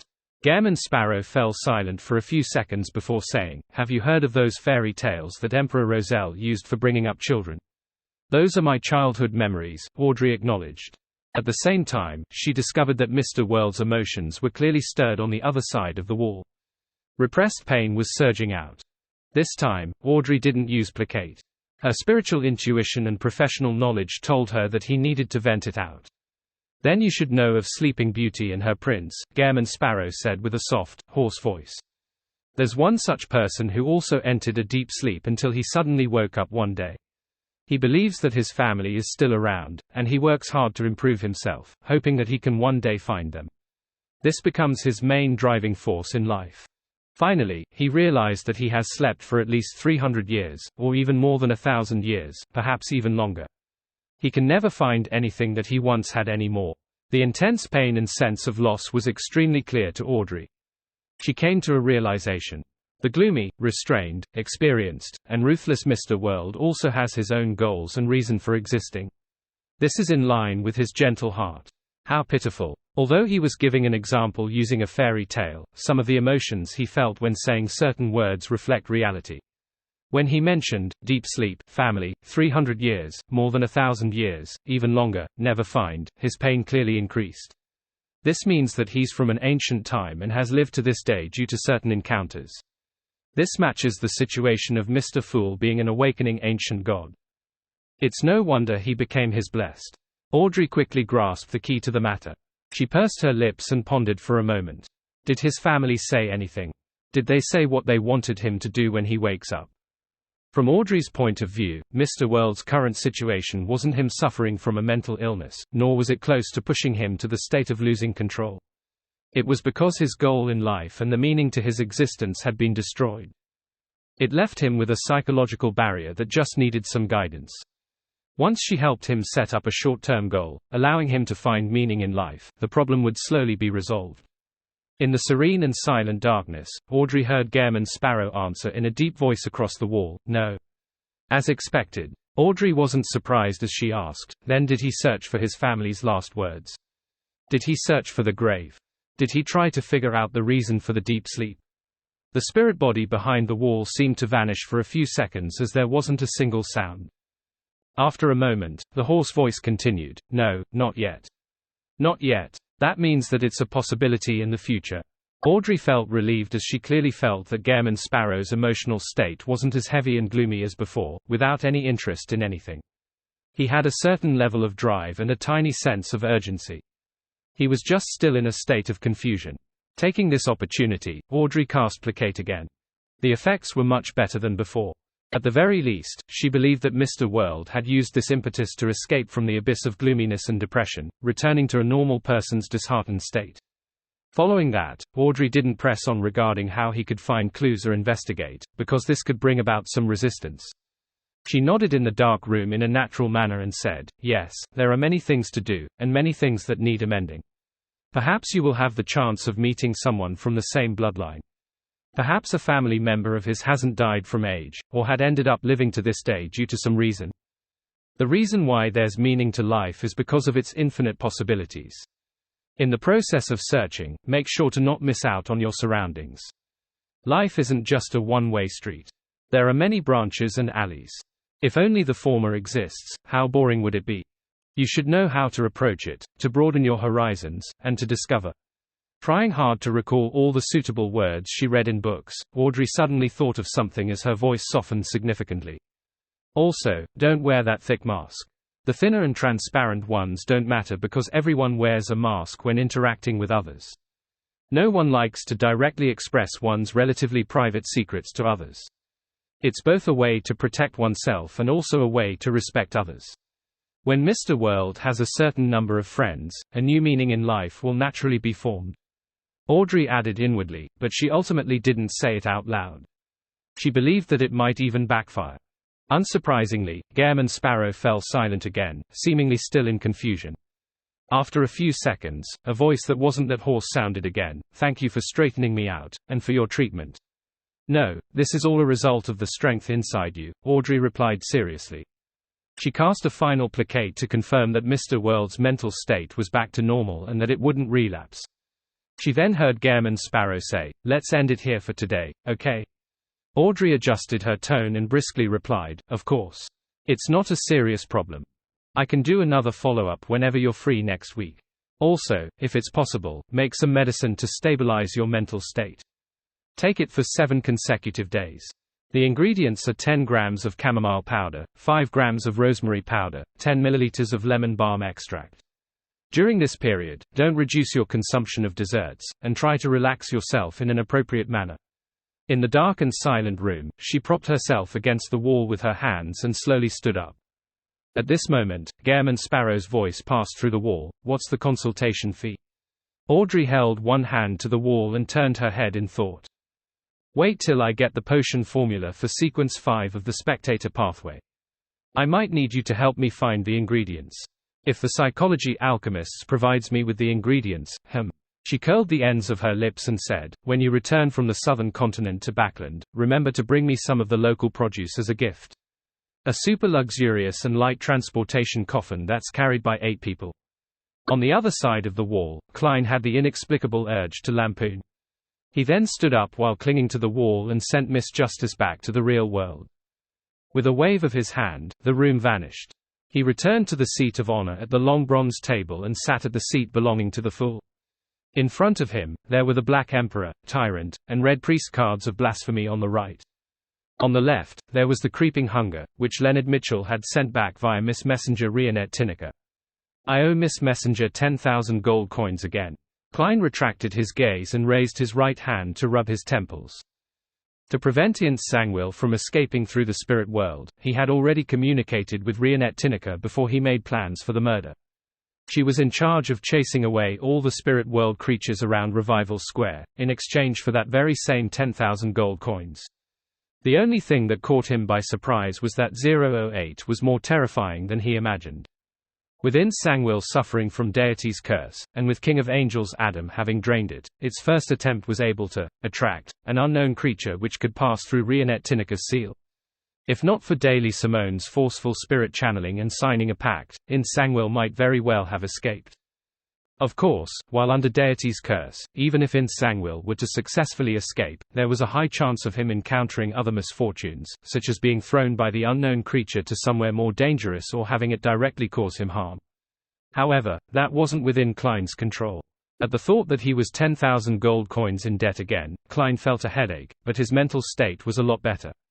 After seeing the cocoon above the grey cloud, and the door of light beyond the staircase of light, he had suffered a shock that was as though a river had broken through its banks.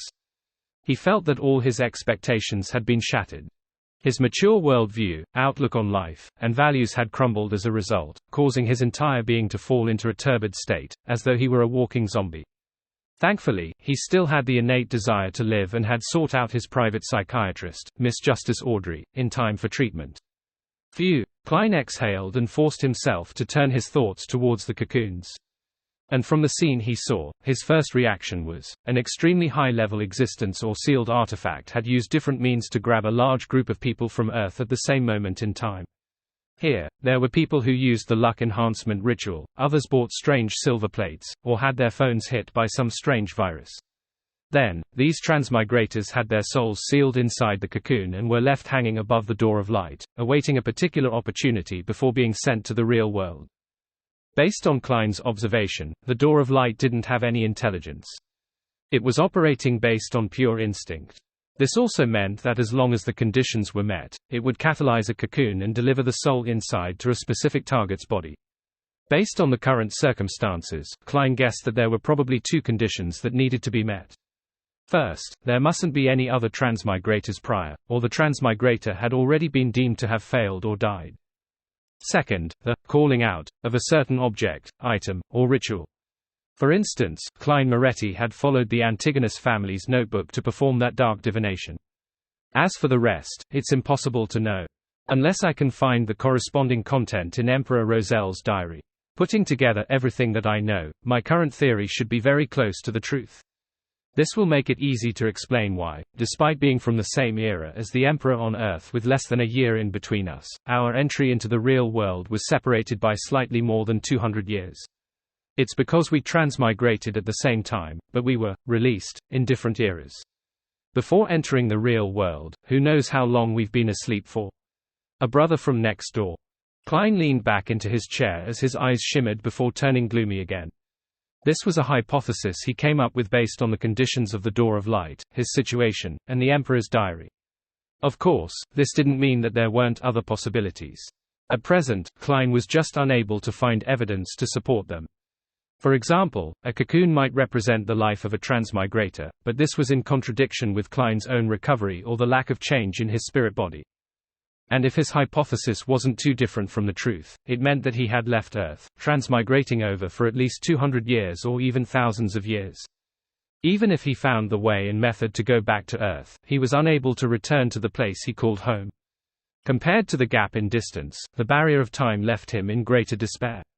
This was the reason why it caused Klein's mental state to instantly collapse. Returning home was always his ultimate goal. Miss Justice is right. There are still many questions to resolve and to probe. What's the meaning behind hanging so many transmigrators behind the Door of Light? What goal does it have? Who set up everything back then? How many people were pulled in here? Where has the other person gone to? The celestial worthy of heaven and earth. Klein tried hard to engross himself in thinking, so as to find a new goal for the future. Unfortunately, he was only able to approach the Door of Light and not touch it. He was unable to touch it, grasp it, or even carefully inspect it. He had no means to do any studies to receive any direct information. I should consider finding clues from the real world. Also, since reaching sequence 4 allows me to reach that gray cloud and see the door of light, will there be another qualitative change at sequence 2?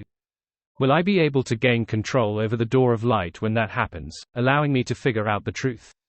Hey, I was affected by the 7 lights, the goddess, and Rhodes's attitude. I almost imagined myself to be the real owner of the gray fog, and believe that I'm some great master above the spirit world. Now, from the looks of it, I'm just a test subject that was randomly thrown down. Once I fail, the next transmigrator will appear, Klein thought as he tapped the edge of the long bronze table. He was rather curious of another point. 3 broken cocoons, with one representing himself, and another representing the Emperor, so who was the third one? Klein's first target of suspicion was undoubtedly Elf King Soniathrim. This ancient god had created chopsticks, made blood cakes, enjoyed eating animal innards, and was good at using spices for cooking. His descendants had facial features, hair color, and eyes that resembled Asians on Earth. Not only did Klein suspect that he was a transmigrator, even Emperor Roselle shared his feelings.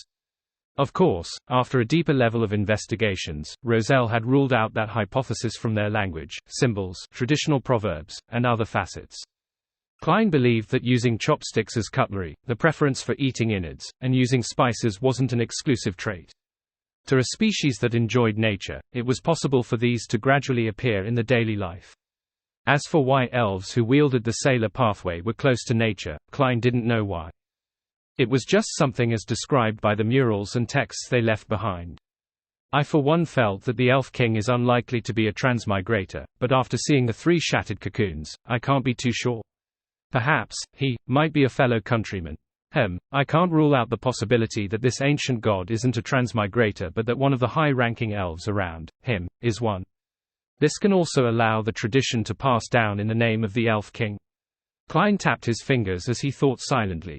Almost at the same time, he had 2 directions for his investigation. Roselle's travels had elvish songster, Siatas, who served Soniathrim's queen of Calamity Kahinem. As long as I enter her sea of collective subconscious, I should be able to see or make contact with the elves and find memory fragments regarding the ancient god. I can also use hypnosis, directly allowing her subconscious to speak. But the problem is that I'm not good at such matters. The last time I attempted to delve into Roselle's subconscious, I felt quick-tempered and could hardly calm down. Although I'm already a demigod, it also becomes more pressing that I resist the inclination towards madness and losing control. And I won't be able to regulate my mental state for quite some time. Forcefully spirit channeling isn't suitable for such a situation and for such a target. Klein frowned slightly. He felt that he might need a mystical item that was of a relatively high-level sequence in the spectator pathway, or an assistant that was at least a hypnotist. He began seriously considering the possibility of getting Miss Justice's help. There's no problem doing it. It's not impossible to leave by entering as a spirit body above the grey fog.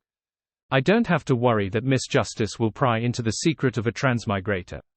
As long as Siatas doesn't have any knowledge of this, her subconscious and collective subconscious wouldn't point towards such a conclusion. And I can find the desired clues in details so they don't pay any notice. The biggest problem is that Miss Justice has no adventuring experience and she lacks it. Entering the sea of subconscious of an ancient figure is very dangerous to her. There might be the remnants of an ancient god in there at any time.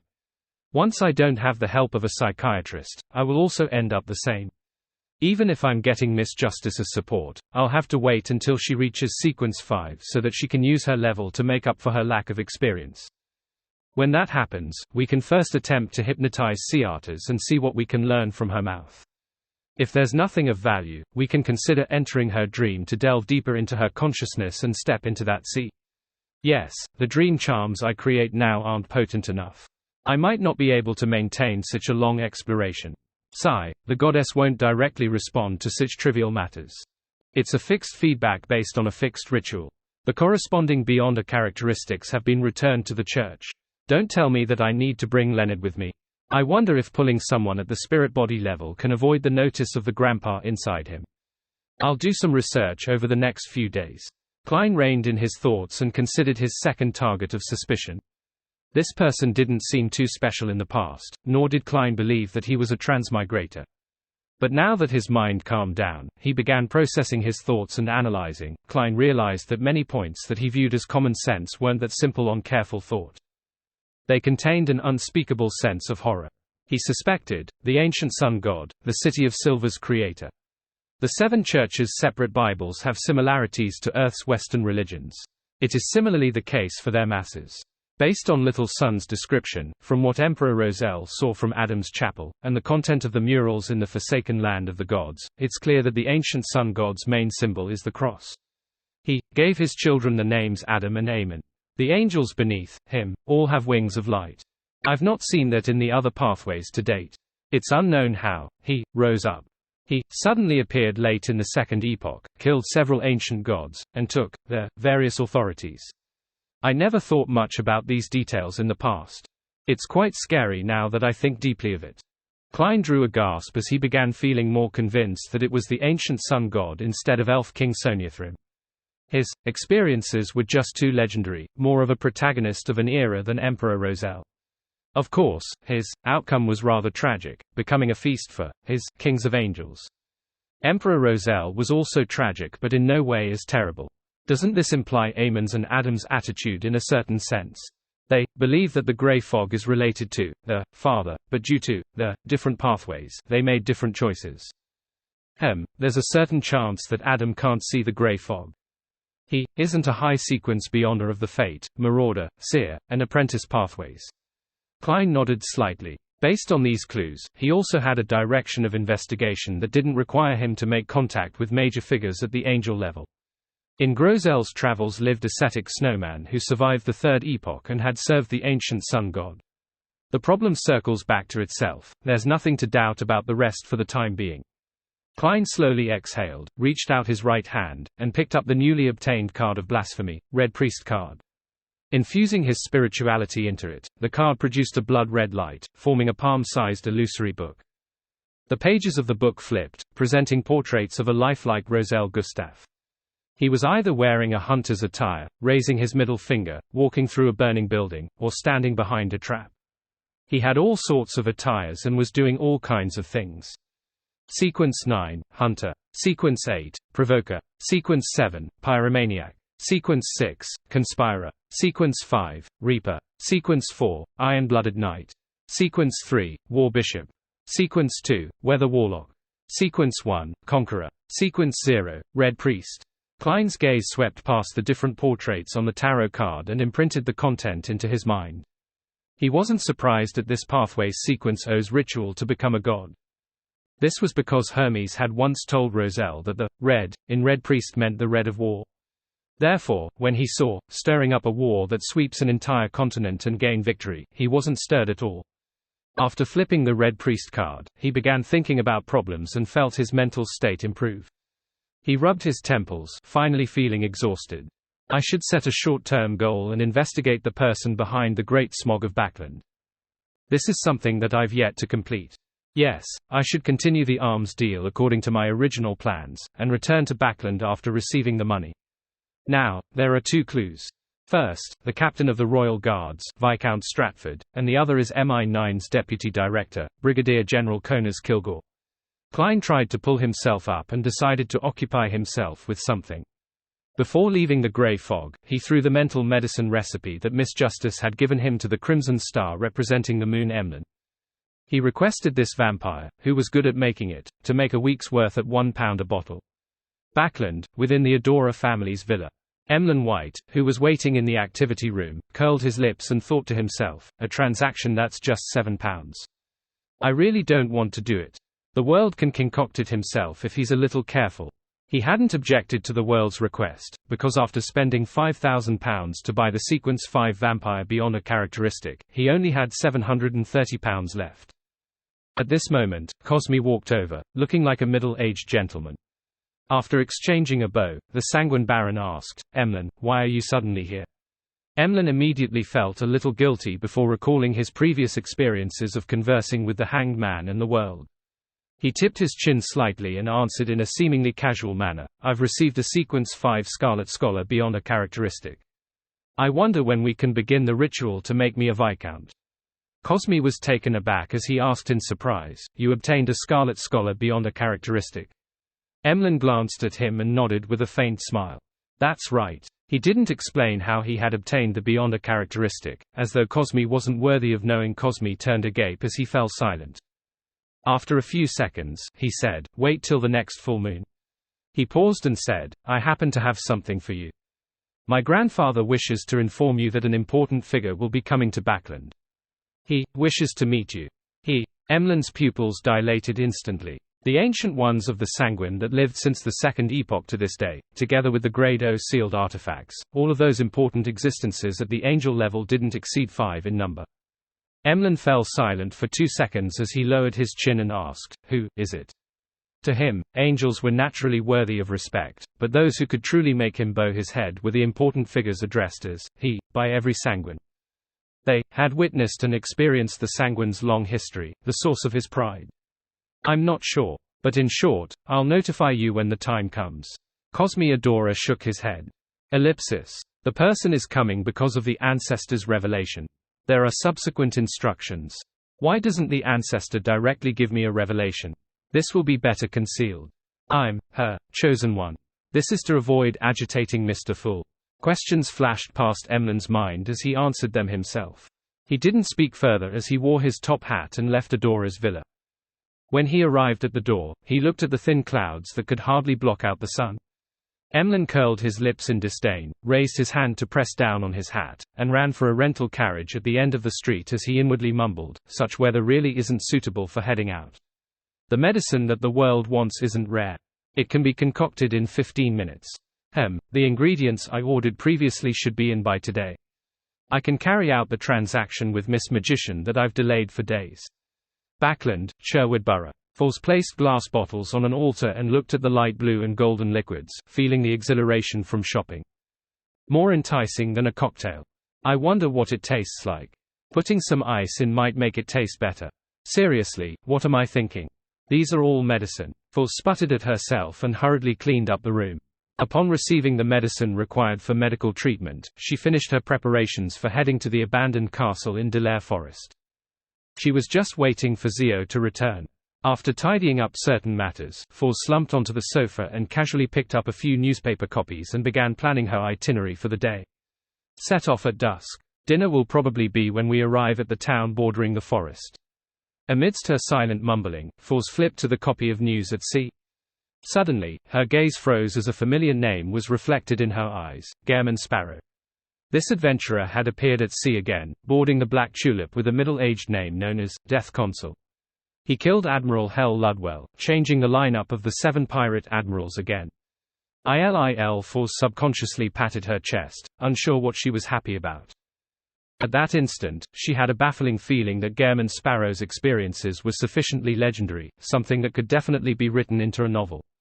Unfortunately, he's not someone who's easy to get along with, otherwise, I can totally be a part-time biographer to write a book for him. Haha, if I were to write the book titled, Gairman Sparrow, I'll definitely be targeted by the official Beyonders. Foles thought in amusement before hearing the lock turn. She looked up and saw Zio pushing open the door and entering the living room. "You're early?" Foles asked in surprise. Zio ruffled the right side of her blonde hair and said, "I met with MI9 again and received a mission." "What is it?" Foles sat up, asking out of curiosity. Zio casually threw herself onto the single-seater.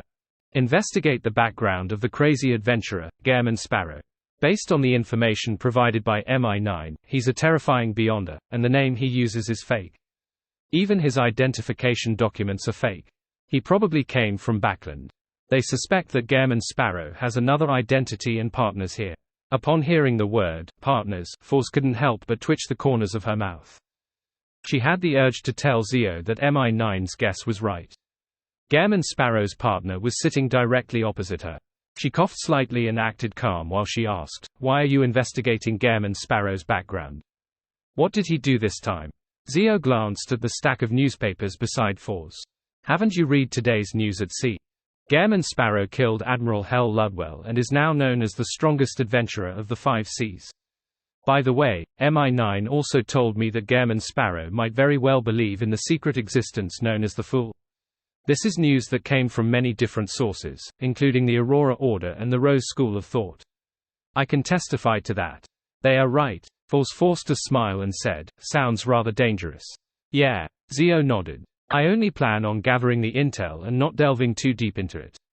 Foles didn't continue on this topic as she said, I've already prepared the medicine. Shall we head to Delaire Forest today? Zio had already become a Sequence 7 interrogator a few days ago, and she had mastered a rather useful power, psychic piercing. All right. Zio stood up, showcasing how she was a woman of action.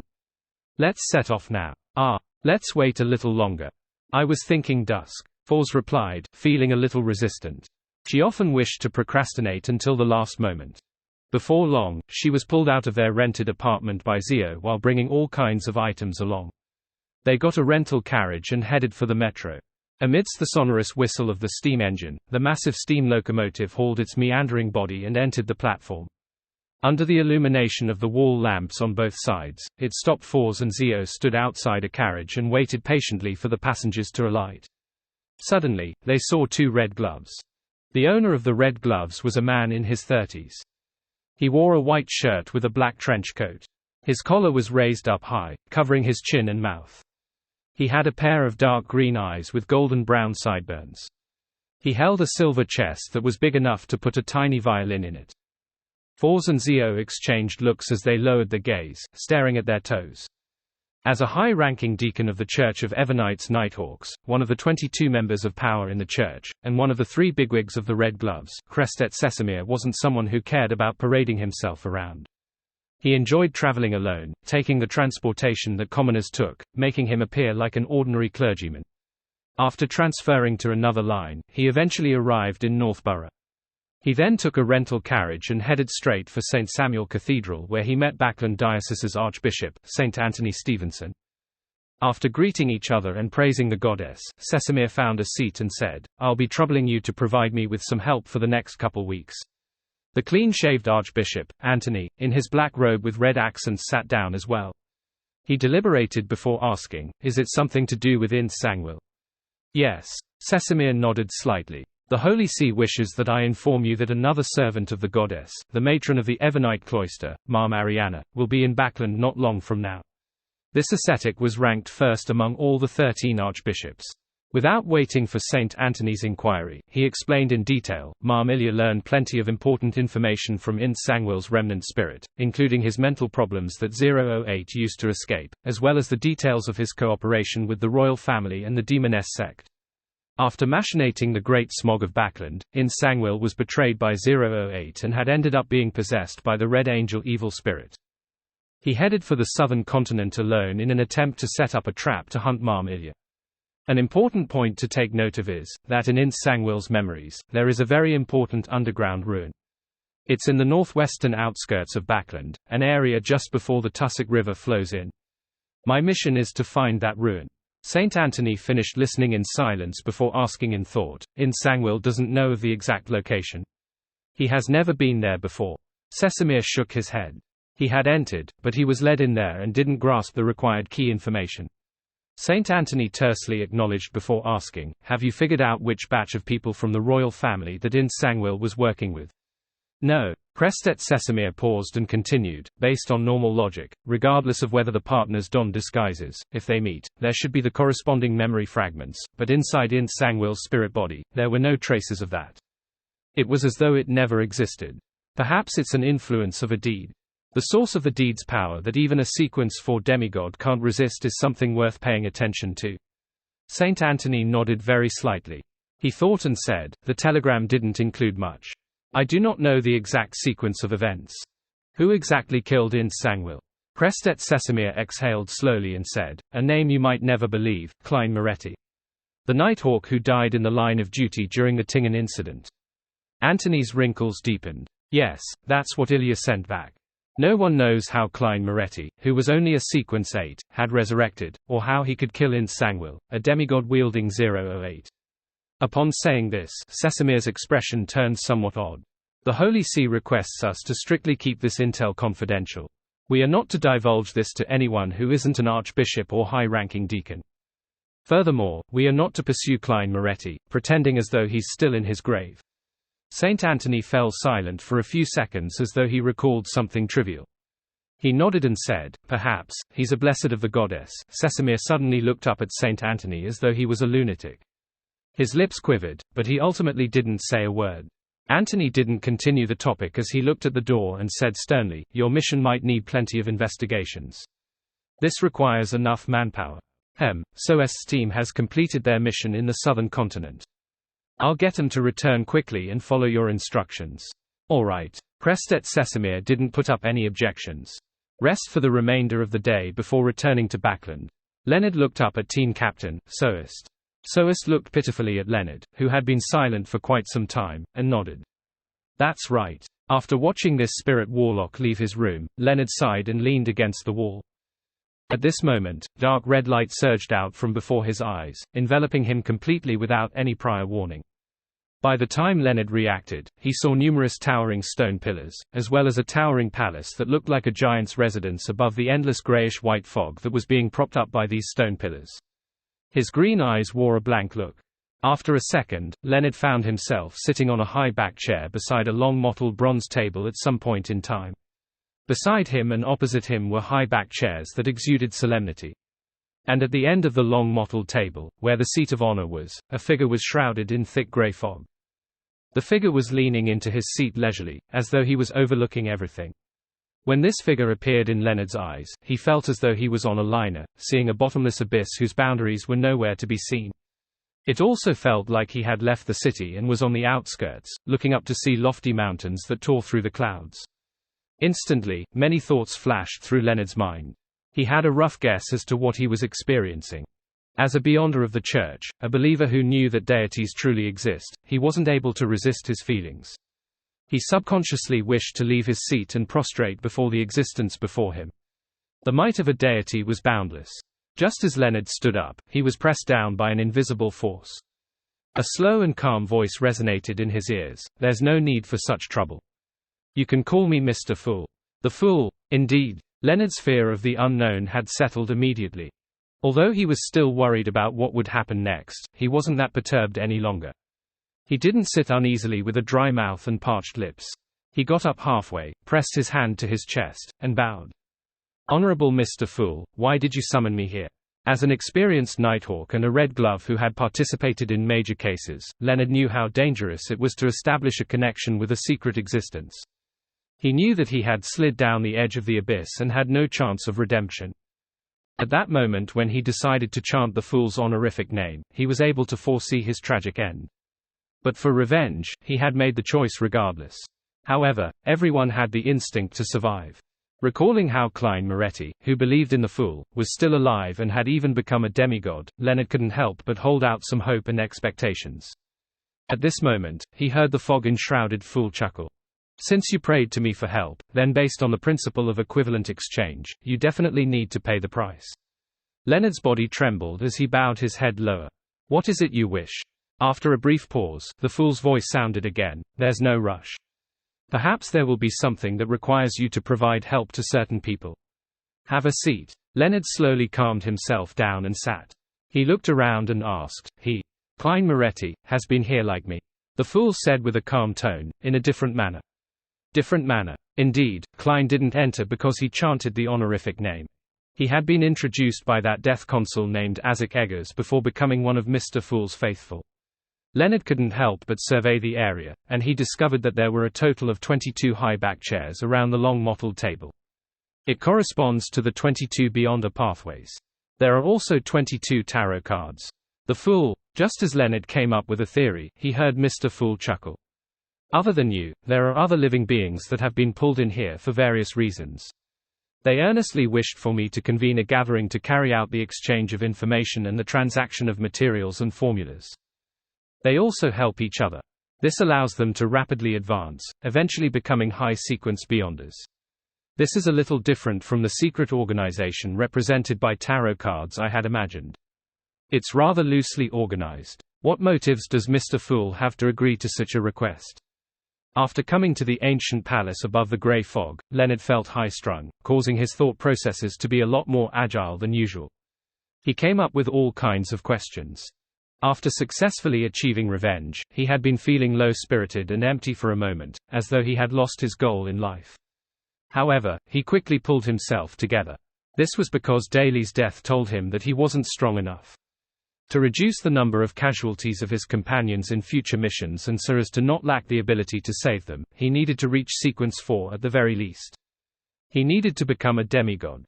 Therefore, the fool's words had stirred his heart. He felt that it was an opportunity. Meanwhile, he also believed that by joining the gathering, he could deeply understand the situation of the secret organization. It helped in maximally averting the danger that resulted from establishing contact with the fool. After some deliberation, Leonard asked, "Klein Moretti is also a regular member of this gathering. Does he have a seat here?" The fool replied without much concern, "Yes." Leonard fell silent for a second as he asked, "Honorable Mr. Fool, can I join this regular gathering?" Shrouded in the grey fog, the fool said with a smile, "Sure. But when you return, remember to mention this to Palais Zoroaster about it. Do not attempt to hide it from him. Old man really is an angel. It's no wonder the luck siphon charm is so magical." Although Leonard had already expected this, he still couldn't help but be alarmed after receiving confirmation from Mr. Fool. He hesitated for a moment and said, "Why must I tell Palais Zoroaster?"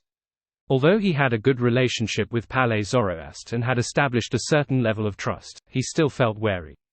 The reason why he had made the request to join Mr. Fool's secret gathering was to balance the latent danger of the ancient parasite. He then heard Mr. Fool reply with a smile, "Many a time, striking fear is a lot more useful than conflict. Striking fear is a lot more useful than conflict. That's right, forcefully creating a balance might agitate old man. Regardless, the final battlefield will be in my body, and it would be extremely disadvantageous to me. By striking fear into him, I can get him to recognize the situation. Even if he has ill intent, he will think of another solution and take another path." Leonard bowed his head in enlightenment. "Honorable Mr. Fool, I have no more questions." At the end of the long bronze table, the fool conjured a deck of tarot cards and lifted up his hand and pointed at them. They have each selected a tarot card to represent their code name. You can also choose one. The deck has the cards of their respective owners taken away. They do use tarot cards or as their code names. Leonard exhaled and couldn't help but ask again, "Which card is Klein Moretti?" "The world," the fool said casually. "It's him, and also not him." "What does that mean?" Leonard didn't dare to ask further. He extended his right hand and pulled out a card from the deck of tarot cards. Flipping it over, he saw a goddess pouring holy water, with stars littering the background. The star card. This didn't match Leonard's taste, but since he had already completed the ritual under Mr. Fool's watch, he could only accept it. Return. The gathering happens every Monday at 3 in the afternoon, Backland time. Shrouded in the grey fog, the fool raised his hand and made Leonard, who was rushing to bow, vanish from the ancient palace. The fool Klein chuckled as he flipped all the tarot cards. All of them had the same picture with the same sky-filled stars. All of them were the star cards. After laughing for a while, Klein cast his gaze to the crimson star that represented Leonard. While attempting to pull the poet above the grey fog, he had made some careful observation and had discovered that there was a blob of light hiding in Leonard Mitchell's body. It seemed to be made of countless ringed worms, hidden deep inside his soul body. This made Klein confirm that Palais Zoroaster had only parasitized Leonard at a preliminary stage. He didn't control Leonard's body of heart and mind, astral projection, ether body, and physical body. And after advancing to become a demigod, Klein had gained a deeper control over the mysterious space above the grey fog, allowing him to pull in anyone he wanted, without targeting the soul. He could make a selection. Therefore, Klein decided to not touch Leonard's soul body, and only pulled his astral projection above the grey fog. This avoided agitating Palais Zoroaster or end up bringing him into the mysterious space. Of course, it was almost certain that the Sequence 1 angel of the Marauder pathway would notice it. And the ability to enter the dreams of others stemmed from the astral projection of Beyonders of the Evernight pathway, so it didn't affect Leonard's ability to do what he was good at in this mysterious space. Let's hope that he can escape from Palais Zoroaster's parasitizing bit by bit. Klein suddenly sighed. The reason why he made Leonard join the Tarot Club was because he wished to help this former teammate grow stronger, allowing him to escape the claws of Palais Zoroaster. If that Marauder pathway angel didn't have any ill intent, he could get Leonard to help him hide from Eamon and aid his recovery. This would speed up his switching of parasitic targets. Retracting in his gaze, Klein thought for a moment. He threw the Hunter Pathways Sequence 6 Conspira potion formula to the point of light representing Danitz. He then instructed him to leave the southern continent and return to the Golden Dream. Black Hunting Spider's Composite Eye, Sphinx's Brain. Danitz recalled the content he had just seen, in a daze as he stood up in delight. He planned to immediately bid farewell to Anderson and leave the dangerous southern continent. After coming to the door of the Fog Sea's strongest hunter, he knocked on the wooden door, only to see it open. Anderson hadn't locked the door. Danitz was puzzled as he cast his gaze inside and saw Anderson holding a knife and sliding it against his abdomen. Danitz jumped in fright as he blurted out, "Sorry, I didn't see anything." Before he could finish his sentence, he had already pulled the door handle towards him. Bang! The door closed, emitting a sound that echoed through the corridor. At this point, Danitz finally came to a realization. What was I doing just now? What is Anderson doing? He instinctively removed the black boxing glove and thought bitterly with a frown. Finally, he decided to return to his room, pack his luggage, and leave. As for what Anderson was trying to do, he felt that something was amiss despite his curiosity. He had no plans on getting himself involved in it, lest he fell into a trap. Captain said that I should maintain fear and respect towards the unknown. So, I should distance myself from this. Just as Danitz turned around, he suddenly heard the door unlock before being opened. Anderson, whose buttons on the lower part of his shirt weren't buttoned up, walked out with a dull, pitch-black knife. He looked at Danitz with a mixed expression. "Aren't you going to try to stop me?" Danitz acutely noticed the chance to mock him as he sniggered. "That's your freedom. If you didn't leave a will, I'll be rich." Anderson rubbed his cheeks. "Aren't you curious about what I encountered?" Danitz glanced at him suspiciously. "I keep feeling as though you're up to something." Anderson roared with laughter. "Well, I had been captured some time ago and was soaked in strange blood with all kinds of ingredients. I was corroded by it for an extended period of time until a strange chrysalis was formed inside my body. This was to create the effect of having a certain level of attraction towards high-sequence beyonders of the Hunter pathway." As he spoke, he pointed at his abdomen. Danitz was taken aback. "I've never really heard of something like that. If you were another sex, I might have imagined that you're pregnant."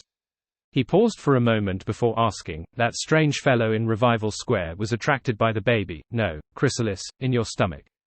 Anderson nodded as Danitz gestured with his hands. "You were trying to cut open your abdomen to extract the chrysalis?" Anderson replied honestly, "Yes, I'm worried about how it would affect me, or if it will continue attracting demigods. I have to make every second count to remove this latent problem."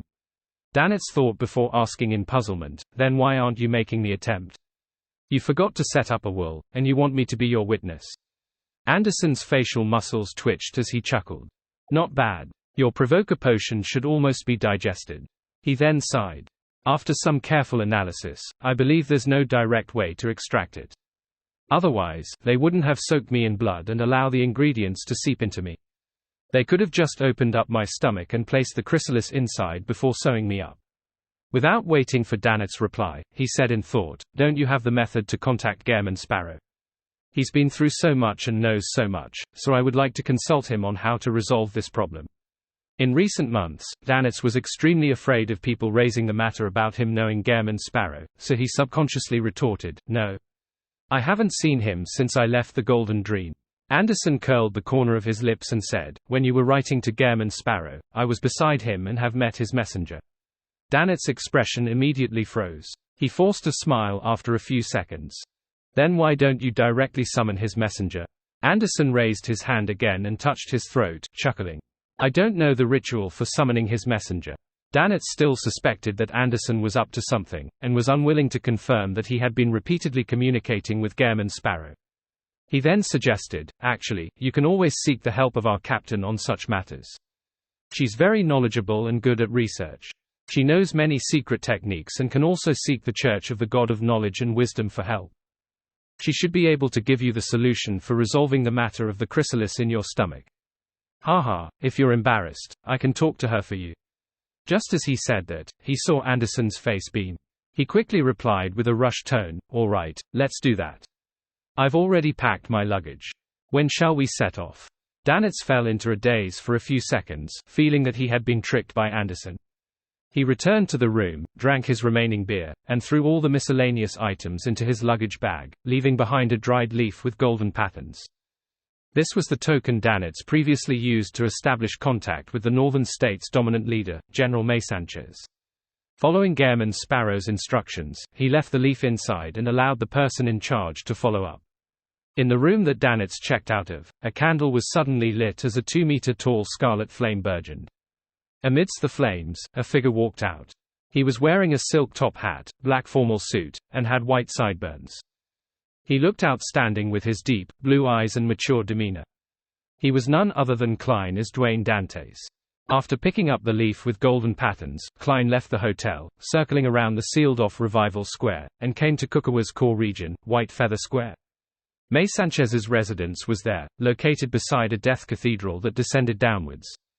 As a standard Loanese gentleman, Dantes looked out of place when walking through the city. Here, the foreigners were a minority, with most foreigners seen around the few major embassies located around Rejoice Square. The other places were filled with mostly locals from Balam. The skin was slightly brown, and they had curly black hair. Their facial features were soft, and in the eyes of most people from the northern continent, people of the same sex all looked the same, aside from the differences in height and weight. These locals, be it male or female, enjoyed rolling dried tobacco leaves into Balam cigarettes. Along the way, Klein would see residents spewing out smoke alongside the road from time to time. In addition, many of them hung a fruit known as dalawa by their waists. This fruit was the size of 2 fists, with thick skin. After digging open a tiny hole and eating the flesh inside, one could use it to store water, alcohol, and other beverages. Based on Klein's observations, they mostly drank an orange-yellow guada. It was sour with a hint of sweetness, good at quenching thirst and relieving heat. It was also great at keeping people awake. I didn't have a chance to try it before. Klein mumbled as he found the guard manning the general's residence and sought to meet a man named Haggis. Due to his appearance as a Loanese person and a gentleman, the guard didn't deny his request or make it difficult for him. He got a person to head in to get a man in his 30s. The man's facial features and skin were that of a standard Balam native. However, his curly black hair had been pulled straight and neatly combed back as though he was trying to mimic members of high society in the various countries of the northern continent. He wore a white shirt and a black vest, matched with a very formal bow tie. Upon seeing Duane Dantes, he said in standard Loanese, "Good afternoon, I'm Haggis. Nice to meet you." His accent was a little odd, different from any borough in Loan. Klein had lived in high society for quite a period of time, so he wasn't too surprised. He said with a smile, "Good afternoon, I'm Duane Dantes. I never expected to meet a gentleman who's so good at using the accent of Loanese nobles." Haggis couldn't help but smile. Many children of noble birth from Loan have come to East and West Balam to seek out opportunities. I was fortunate to learn from them. Oh, I might know some of them. Klein wasn't in a rush to talk business as he began making small talk with Haggis like a gentleman. Haggis smiled. "My friend includes Colonel Alfred Hall, the second son of an earl." Hall. Klein let out a soft chuckle. "I once met Earl Hall at a charity party. He's a true noble. What a small world." Haggis nodded in agreement. Perhaps this is an arrangement of fate. Unfortunately, Alfred was transferred to East Balam last year. He didn't continue as he immediately invited Duane Dantes into the general's residence. When passing through the side door, Klein suddenly looked up, glancing at the embedded stained glass above. The glass shimmered like a rainbow under the illumination of sunlight, as though gazers were sweeping past. Klein retracted his gaze in a natural manner, held his gold-inlaid cane, and followed closely behind Haggis before entering the general's residence. The architecture style was completely unlike those found in the southern continent.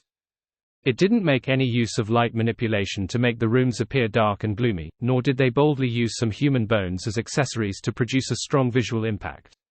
Instead, it was more in the style of the northern continent.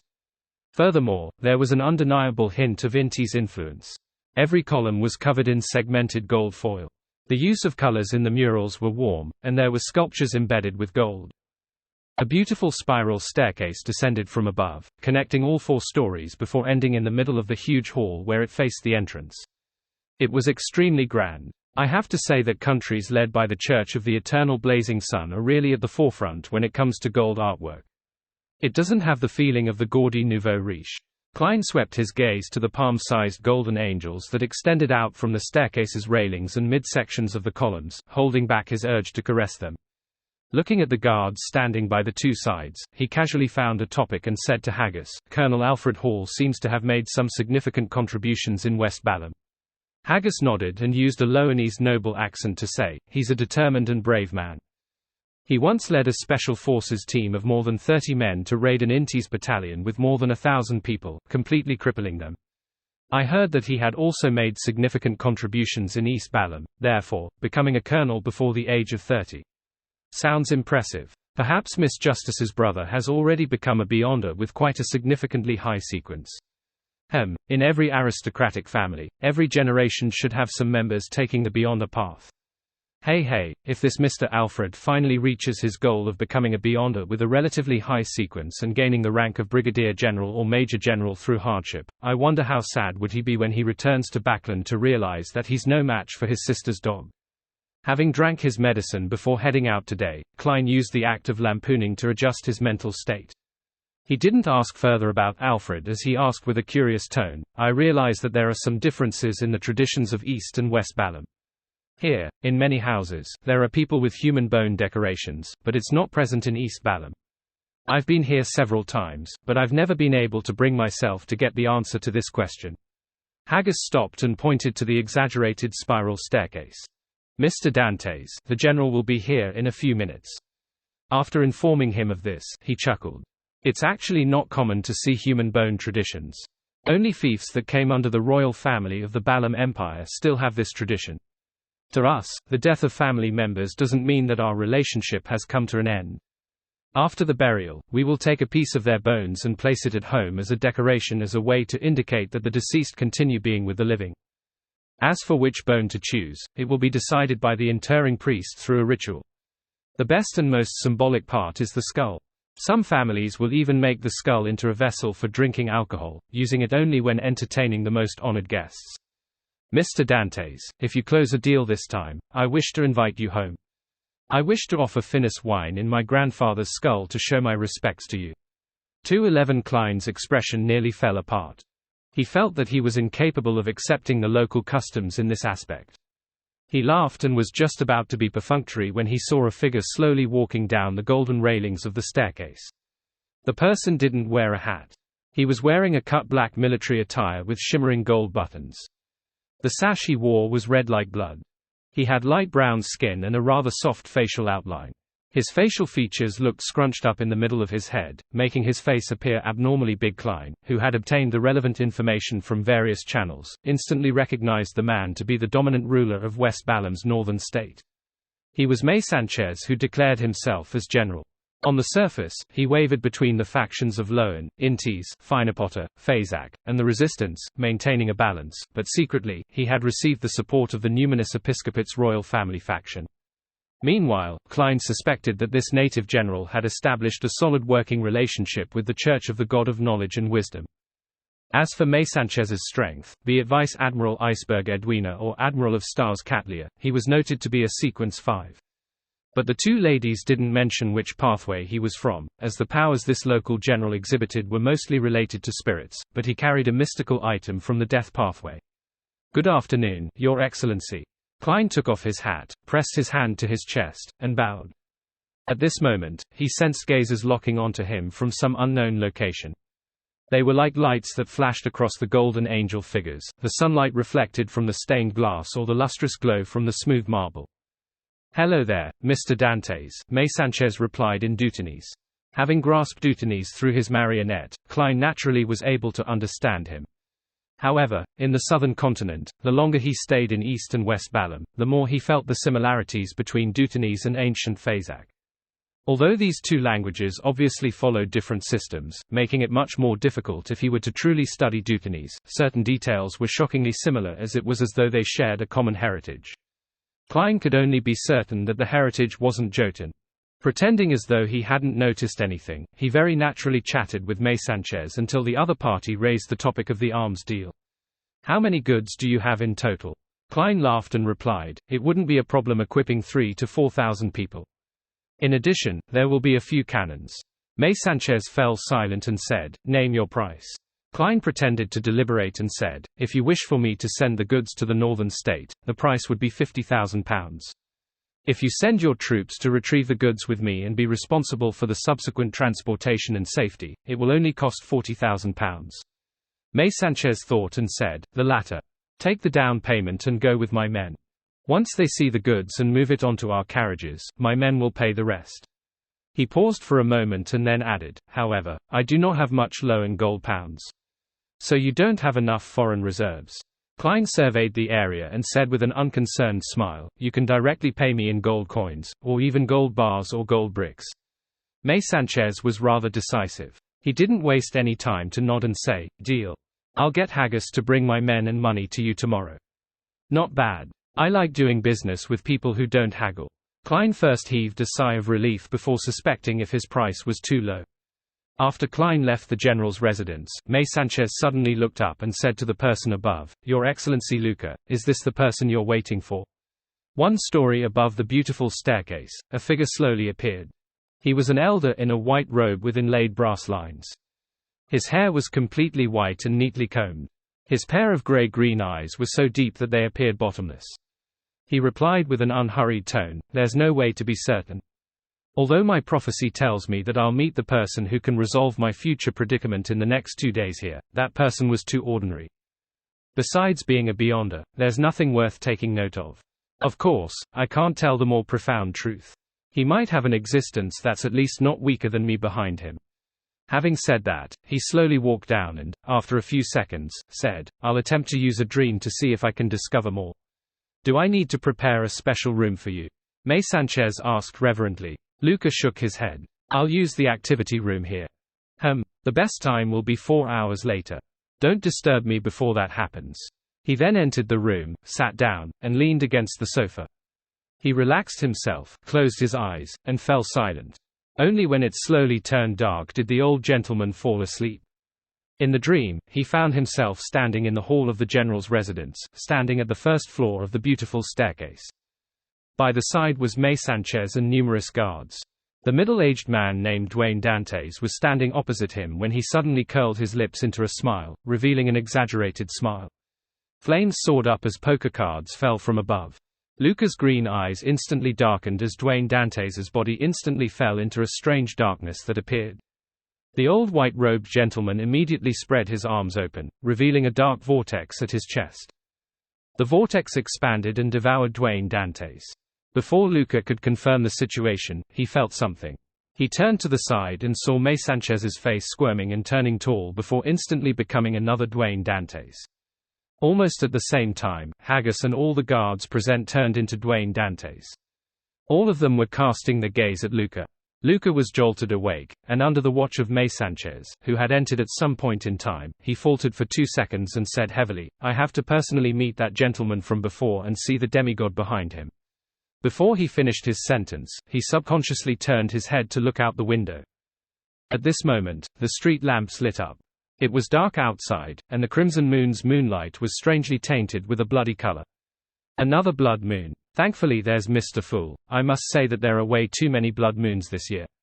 It's only been 2 months since the last time. I didn't even have any time to prepare. Forsu sat up, wiped her cold sweat, and muttered silently. She had arrived at a town near Delaire Forest and had checked into a hotel. She shared a room with Zio, and they had made preparations to do some investigations of the abandoned castle early tomorrow morning.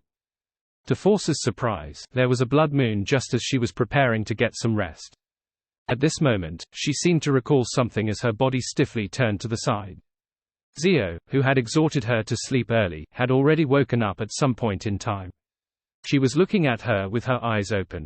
Force's gaze met Zio's in midair as both parties remained silent.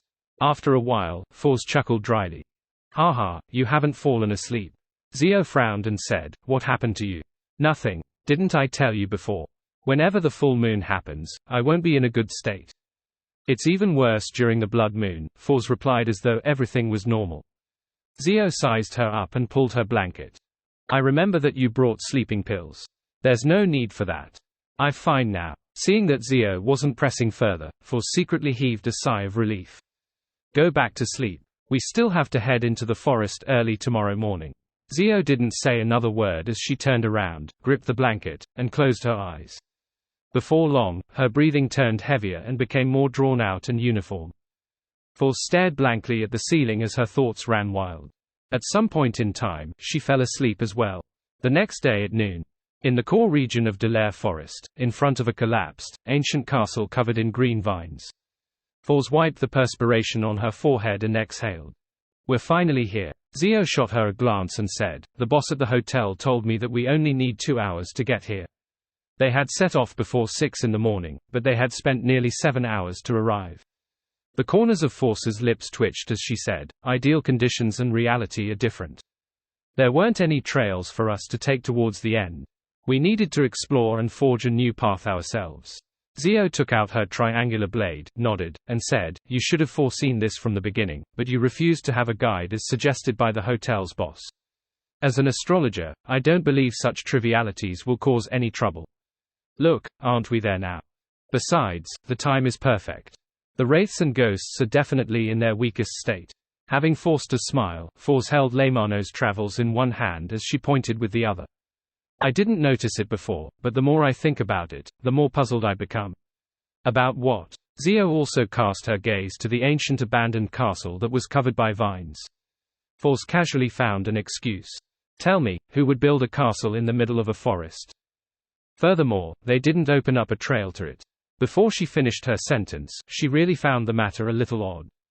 Zio thought and said, "Perhaps there was a trail, but after the castle was abandoned, whatever traces of it had been wiped out with time." Force stroked the hair by her ear and shook her head.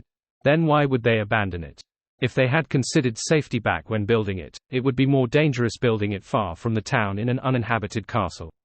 If it's just for vacations, with the way nobles do things, they wouldn't abandon it even if the maintenance and repairs are difficult." Zio blurted out, "Could it be because it's haunted?" Force thought for a few seconds. "Won't someone who can build such a huge castle hire beyonders to deal with the ghosts? I suspect that the 3 churches and the kingdom's government don't know of this ancient castle. Otherwise, it doesn't make sense that they will leave the beyonder ingredients inside." Upon saying that, she raised a possibility, an ancient castle of the Sanguine. Such extraordinary creatures enjoyed living in places with few people. Furthermore, they were usually connected to dark forests and ancient castles. In addition, information about this ancient castle came from the Sanguine to begin with. "It's possible," Zio first agreed before disagreeing. "Will the Sanguine be afraid of ghosts? They definitely have the means to deal with the ancient wraiths inside." "Makes sense. Don't tell me those Sanguine don't like money and don't care about the search for beyonder ingredients." Force recalled Mr. Moon's behavior and denied her hypothesis. In deliberation, she said, "Unless there's some problem that's not easy to resolve. That's what made the bigwigs choose to skirt around it. In that case, her operation would become more dangerous than she had anticipated." Zio tersely agreed. "Let's do some preliminary investigations while the sun is still strong." "All right." Force held Leymano's travels and approached the half-collapsed ancient castle one step at a time. The two soon arrived at the entrance, which was 2/3 blocked by rocks. They discovered that, beneath the green vines, the stone walls were mottled and heavily weathered as though it had been in existence for a very, very long period of time. Zio wasn't in a rush to enter. Calling out to Force, they circled around the castle slowly. When they returned to the entrance, she said in puzzlement, "This castle's style is purely defensive. It doesn't seem to consider the problems needed for living in it. Besides, many of the peculiarities of the building are ones I haven't heard of before. It has probably existed in the late 4th epoch or even earlier. What's there to defend again? Beastmen? Tree ants? They've all gone extinct after the cataclysm. Haha, don't tell me that it's a building from the 2nd or 3rd epoch." Force casually replied. She observed the terrain and left the entrance with Zio before arriving at a relatively complete wall. She reached out her palm and pressed on it. Although she lacked combat experience, she was rather skilled when it came to the various aspects before a battle. An illusory light appeared in front of her, allowing Force and Zio to instantly enter the abandoned castle. The first thing that they saw was a collapsed staircase and layers of remnant concrete from above. There were rays of pure sunlight shining in from above, as well as masonry and rotten wood. There weren't any animal or bird feces or any green weeds on the ground. With a whoosh, the wind seeped into their bones, chilling them despite it being noon. Force activated her spirit body and surveyed the area, but she failed to see any spirit bodies. However, she noticed that on the right of a remnant collapsed wall, there was a rather intact stone staircase. The staircase was mottled and scuffed as it extended downwards to an unknown location. "Shall we head over there to take a look?" Force shot a glance at Zio and made a suggestion. From her point of view, everything else in the castle could either be taken in at a glance or collapsed and stacked together. If they wished to do thorough investigations, it was certain that it would take a rather long amount of time. Therefore, it was better to gain a general understanding of the overall picture to assure themselves. Zio glanced around and nodded gently. "The cold wind is gathering underground. I suspect that all the wraiths and ghosts are hidden in the area where the staircase leads to." "Yeah." Force cautiously walked towards the mottled stone staircase and followed the steps, which were covered in gravel, down. The staircase was rather narrow, allowing only one person to pass at a time. Furthermore, they spiraled down, leaving Force shaken. Tap, tap, tap. As their footsteps echoed into the distance, the light that shone inside the staircase darkened. Zio lit the lantern in her hand as Force opened Leymano's Travels, swiping a page with great familiarity. A bright and warm light burst out, illuminating the mottled stairs ahead of them. Tense, Force and Zio walked down one level at a time. On the way, cold wind blew past them, making them overreact and nearly caused them to launch attacks at non-existent enemies. Tap, tap, tap. In the narrow and silent environment, Force finally walked down the steps and stepped onto rather flat and solid ground. She had originally wanted to say, being in a place like this for too long will really make one go mad, but due to the silent and heavy atmosphere around her, she didn't make a sound. She was afraid that breaking the silence would result in extremely terrible developments. Using the blob of light that was floating above her, Force cast her gaze forward in an attempt to see what was at the end of the staircase. It was a huge hall that was nearly 10 meters tall. There were black tiles laid on the ground with water droplets seeping out. There were signs of damage everywhere. Dozens of meters away, where the light nearly failed to illuminate the other end of the hall, there was a pair of double bronze doors sitting there silently. It went from the bottom to the top, and the rocks on the walls to its side had peeled off. The statues were in shambles, revealing the dark brown mud underneath. The surface of the door was engraved with dense symbols and strange patterns. They had a very mysterious and heavy feel, as though they were sealing something or blocking out something. Force finally couldn't help but say with a hushed tone, "Have you seen such large doors before?" Beside her, Zio shook her head. "No." Force immediately drew a gasp. "Say, what could be behind that door? Where does it lead to? See, could it be the reason for building this castle in the first place? To prevent the creatures behind the door from coming out?" Zio circled the area but didn't find any murals that could provide any information. All she found was that the closer she was to the bronze door, the more water seeped out from the ground. There were also more and more abandoned silver-black swords on the ground. During the 4th and 5th epoch, murals were very common in all castles and buildings. And before the Cataclysm, it can be seen from various elvish ruins that supernatural creatures similarly like to use murals to praise their deities and to record the daily lives, Zio said slowly, using her experience and knowledge from being a bounty hunter. Force nodded slightly and said, "That's indeed the case. This ancient castle is more magical than I imagined." At this moment, she felt hesitant. She even had thoughts of leaving and seeking Mr. World's help. Having heard Little Sun describe so many horror stories when exploring abandoned ruins at the tarot gatherings, her mind couldn't help but wander when placed in a similar situation. She was scaring herself. "Perhaps we can gather more clues by going closer." Zio boldly took a few steps forward and approached the heavy sealed door that seemed to lead somewhere. Force gripped Leymano's Travels tightly and hurriedly chased after her. As she walked, she suddenly saw bright redness appear before her. What seeped out from the cracks of the black tiles was no longer water but staggering blood.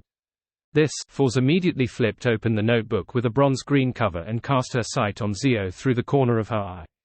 It was unknown when Zio had turned pale. Her eyes were dark green, and her lips were red. The area around her was dark and gloomy as her expression looked extremely distorted. Force's pupils dilated as though she was trying to absorb more light into her eyes to better see Zio's current circumstances. Meanwhile, the light in front of her suddenly exploded with a flash several times more blinding than old-school cameras, blanketing the surroundings with whiteness. Following that, her finger swiped on a page on Leymano's Travels as black fog soared from her feet, enveloping her entire body. The thick black fog quickly transformed into palm-sized illusory bats as they flew in different directions of the underground hall. This was Wings of Darkness, which the Moon had recorded in Leymano's travels. Its original use was to enhance one's speed and bestow temporary flight capabilities while producing a horde of blood-sucking bats to attack the enemy. However, Force didn't use it for this purpose. Instead, she used it as a prop for her performance. After the illusory bats flew away, the space where Force stood was already empty. At some point in time, she had appeared more than 10 meters away. After subconsciously escaping and defending herself, Force could finally calm down as she hurriedly cast her gaze onto Zio, who had turned abnormal. However, Zio only appeared to have slightly disheveled blonde hair with more colored skin due to her continuous forays out in the sun. Besides looking somewhat blank as though she was surprised as to why her friend had such a huge reaction, she didn't show any signs of being influenced by wraiths or ghosts. Soras, what happened? Zio asked warily. Force narrowed her eyes without directly replying to her. Flipping through Leymano's travels pages, she asked, Zio, how tall are you? Seemingly realizing something, Zio answered, 152. Isn't that so? Just as she said that, Force's fingers slid across the notebook's page, which was filled with symbols and magical labels. Silently, a holy light swirling with fire plummeted down from above. The unadulterated and bright light instantly enveloped Zio before rippling outward with sunlight. As the blazing light stabbed into Force's eyes, she saw the hall collapse and the surrounding space shatter like glass. This feeling was gone in a flash as Force realized that she was still in her original spot. She had yet to flee. That was an illusion. She hurriedly turned to the side and saw Zio looking at the damaged region of the heavy door. Force deliberated for a moment and asked, Zio, how tall are you? Zio glanced at her and angrily said, stop asking such inane questions. Phew, she's real. Force heaved a sigh of relief as she quickly described her encounter to Zio. After a few seconds of thought, Zio used her lantern-wielding hand to nudge Force's arm. Let's retreat. Perhaps the closer we are to that door, the easier it is to hallucinate. Yes, that's possible. Force nodded in agreement as she quickly moved back a few steps. Following that, she surveyed the area and asked in puzzlement, why can't we find any wraiths or ghosts here? Such an environment should be something that they enjoy. Zio was perplexed as well. She then did a careful observation before landing her gaze on the blob of sunlight floating above Force's head. Try extinguishing it, she suggested. Force came to a realization as she immediately dispelled the light. Silent darkness blanketed the area and ruled the underground hall once more. Only the lantern's faint yellow light put up a resistance against all of this. Then, Force saw two figures in her spirit vision. They were rather close to the bronze door. One was a female with coiled hair, wearing a knight's trousers and a garish shirt for ease of movement. The other was a man wearing silver-black armor as he held a sword that was almost snapping due to rust. The former's face was a blur as it kept wandering between the door and where Force and Zio arrived. The latter was loitering beside the door, muttering something. These are the two ancient wraiths. Force nudged Zio and said with a suppressed voice, I see spirit bodies. I see them as well. They aren't hiding at all. Zio curved her back as she readied herself for a fight. Force hurriedly nudged her. Don't be hasty. We aren't sure that they're the targets. She attempted to take 3 steps forward, but the two relatively blurry figures didn't even look at her. Force thought and suddenly said, Mom, what are you doing? She had heard of stories in other mysticism circles that wraiths, shadows, and other higher-level spirit body creatures could be communicated with. However, she regretted it the moment she said that. This was because communication didn't allow her to achieve her goal. There was no way she could persuade the other party to kill themselves and hand over the cursed item and remnant spirituality of an ancient wraith. Just as Force was considering if she should launch a direct attack, the lady in the garish shirt and knight's trousers replied with a flat tone, I'm searching for my husband.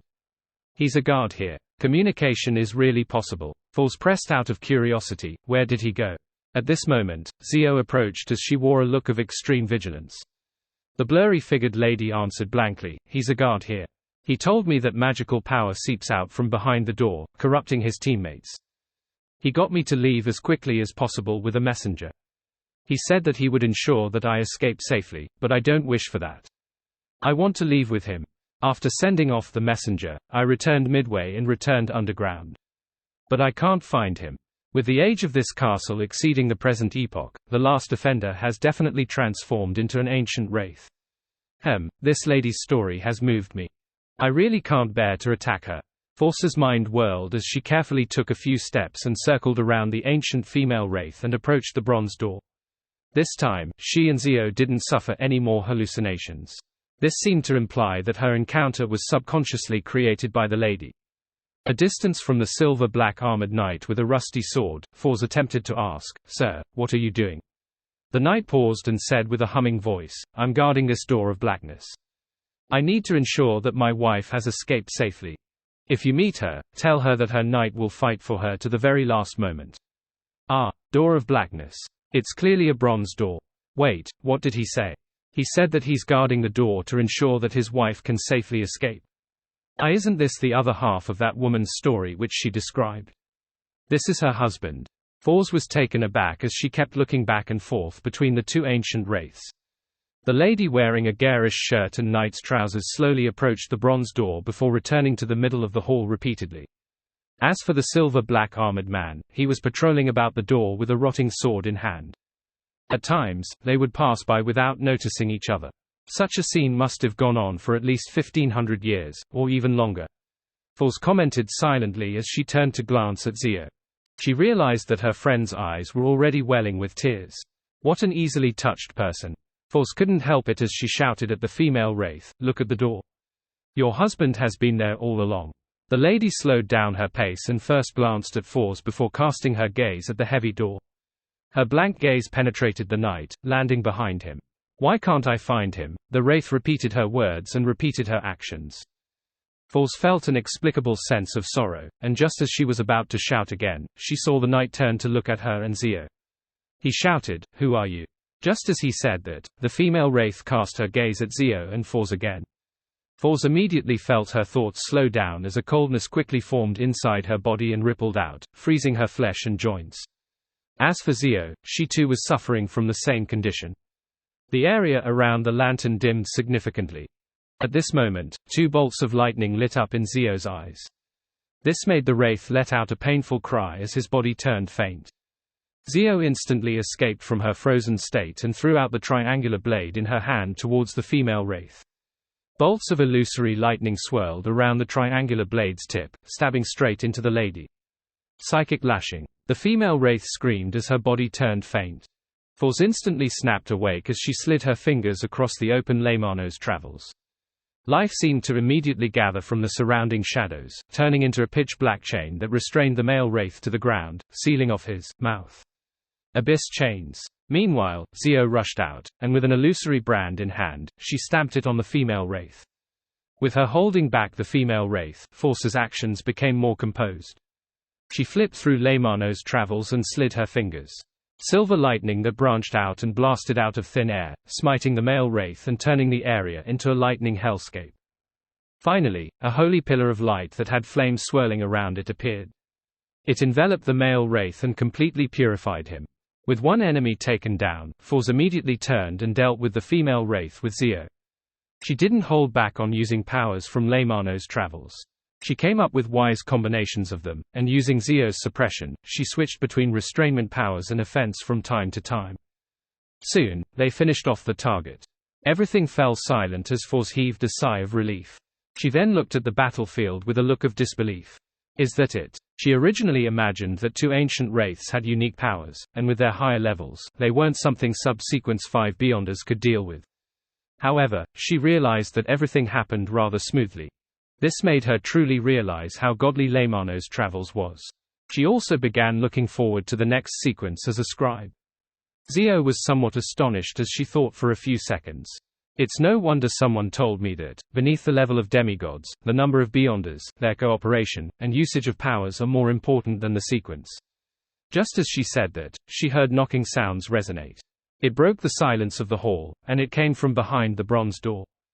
Bang, bang, bang. Behind the bronze door, the slamming sounds continued incessantly, echoing throughout the vast underground hall as though they came from an abnormally distant past. Force clamped up and couldn't help but tremble. Unable to help it, she suppressed her voice. What could be behind the door?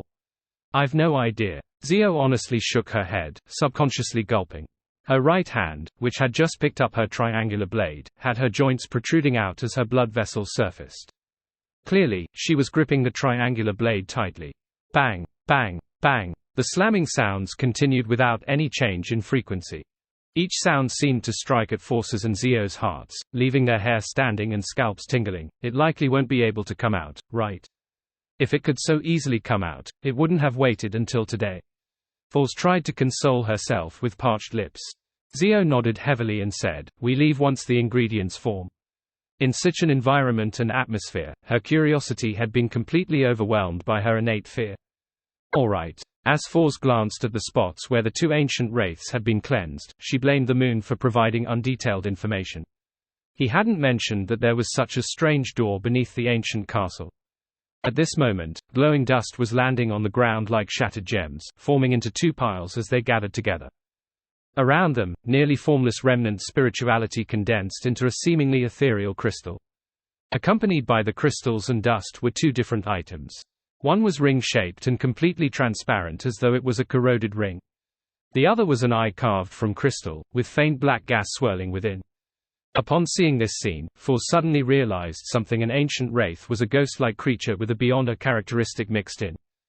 The cursed item would be related to a particular item while they were still alive, fusing with the characteristic and turning into a foundation to which they relied on for their existence. It was precisely because of this that different ancient wraiths had different corresponding cursed items in shape and form. However, they were essentially the same. And the dust was another type of characteristic. It was the source of most of their strength, stemming from remnant spirituality, slightly equivalent to the blood and ingredients of monsters. Bang, bang, bang. The entity striking behind the bronze door didn't let up at all. It kept testing Force's and Zio's psyche. Being afraid and cautious, the duo's bodies trembled so much that they even imagined that the door was shaking slightly. Their racing hearts were in their throats. With them being able to head for the staircase at any moment, Force finally waited until the ancient wraith's powder and cursed items took form. As she signaled to Zio to be wary, she crouched down and took out 3 square metal boxes she had prepared.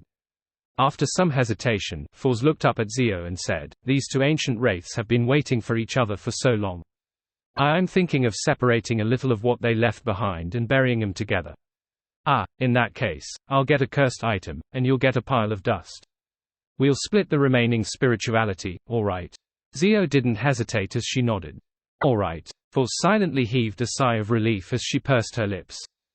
Flipping through Leymano's travels, she slid her finger across a particular page. The 5 nails on her right hand immediately grew long and sharp, covering black patterns and symbols. This was the claw of corrosion from the sanguine. Upon seeing her palm transform, Force grabbed at the ground, easily digging a hole and leaving behind a corrosive mark.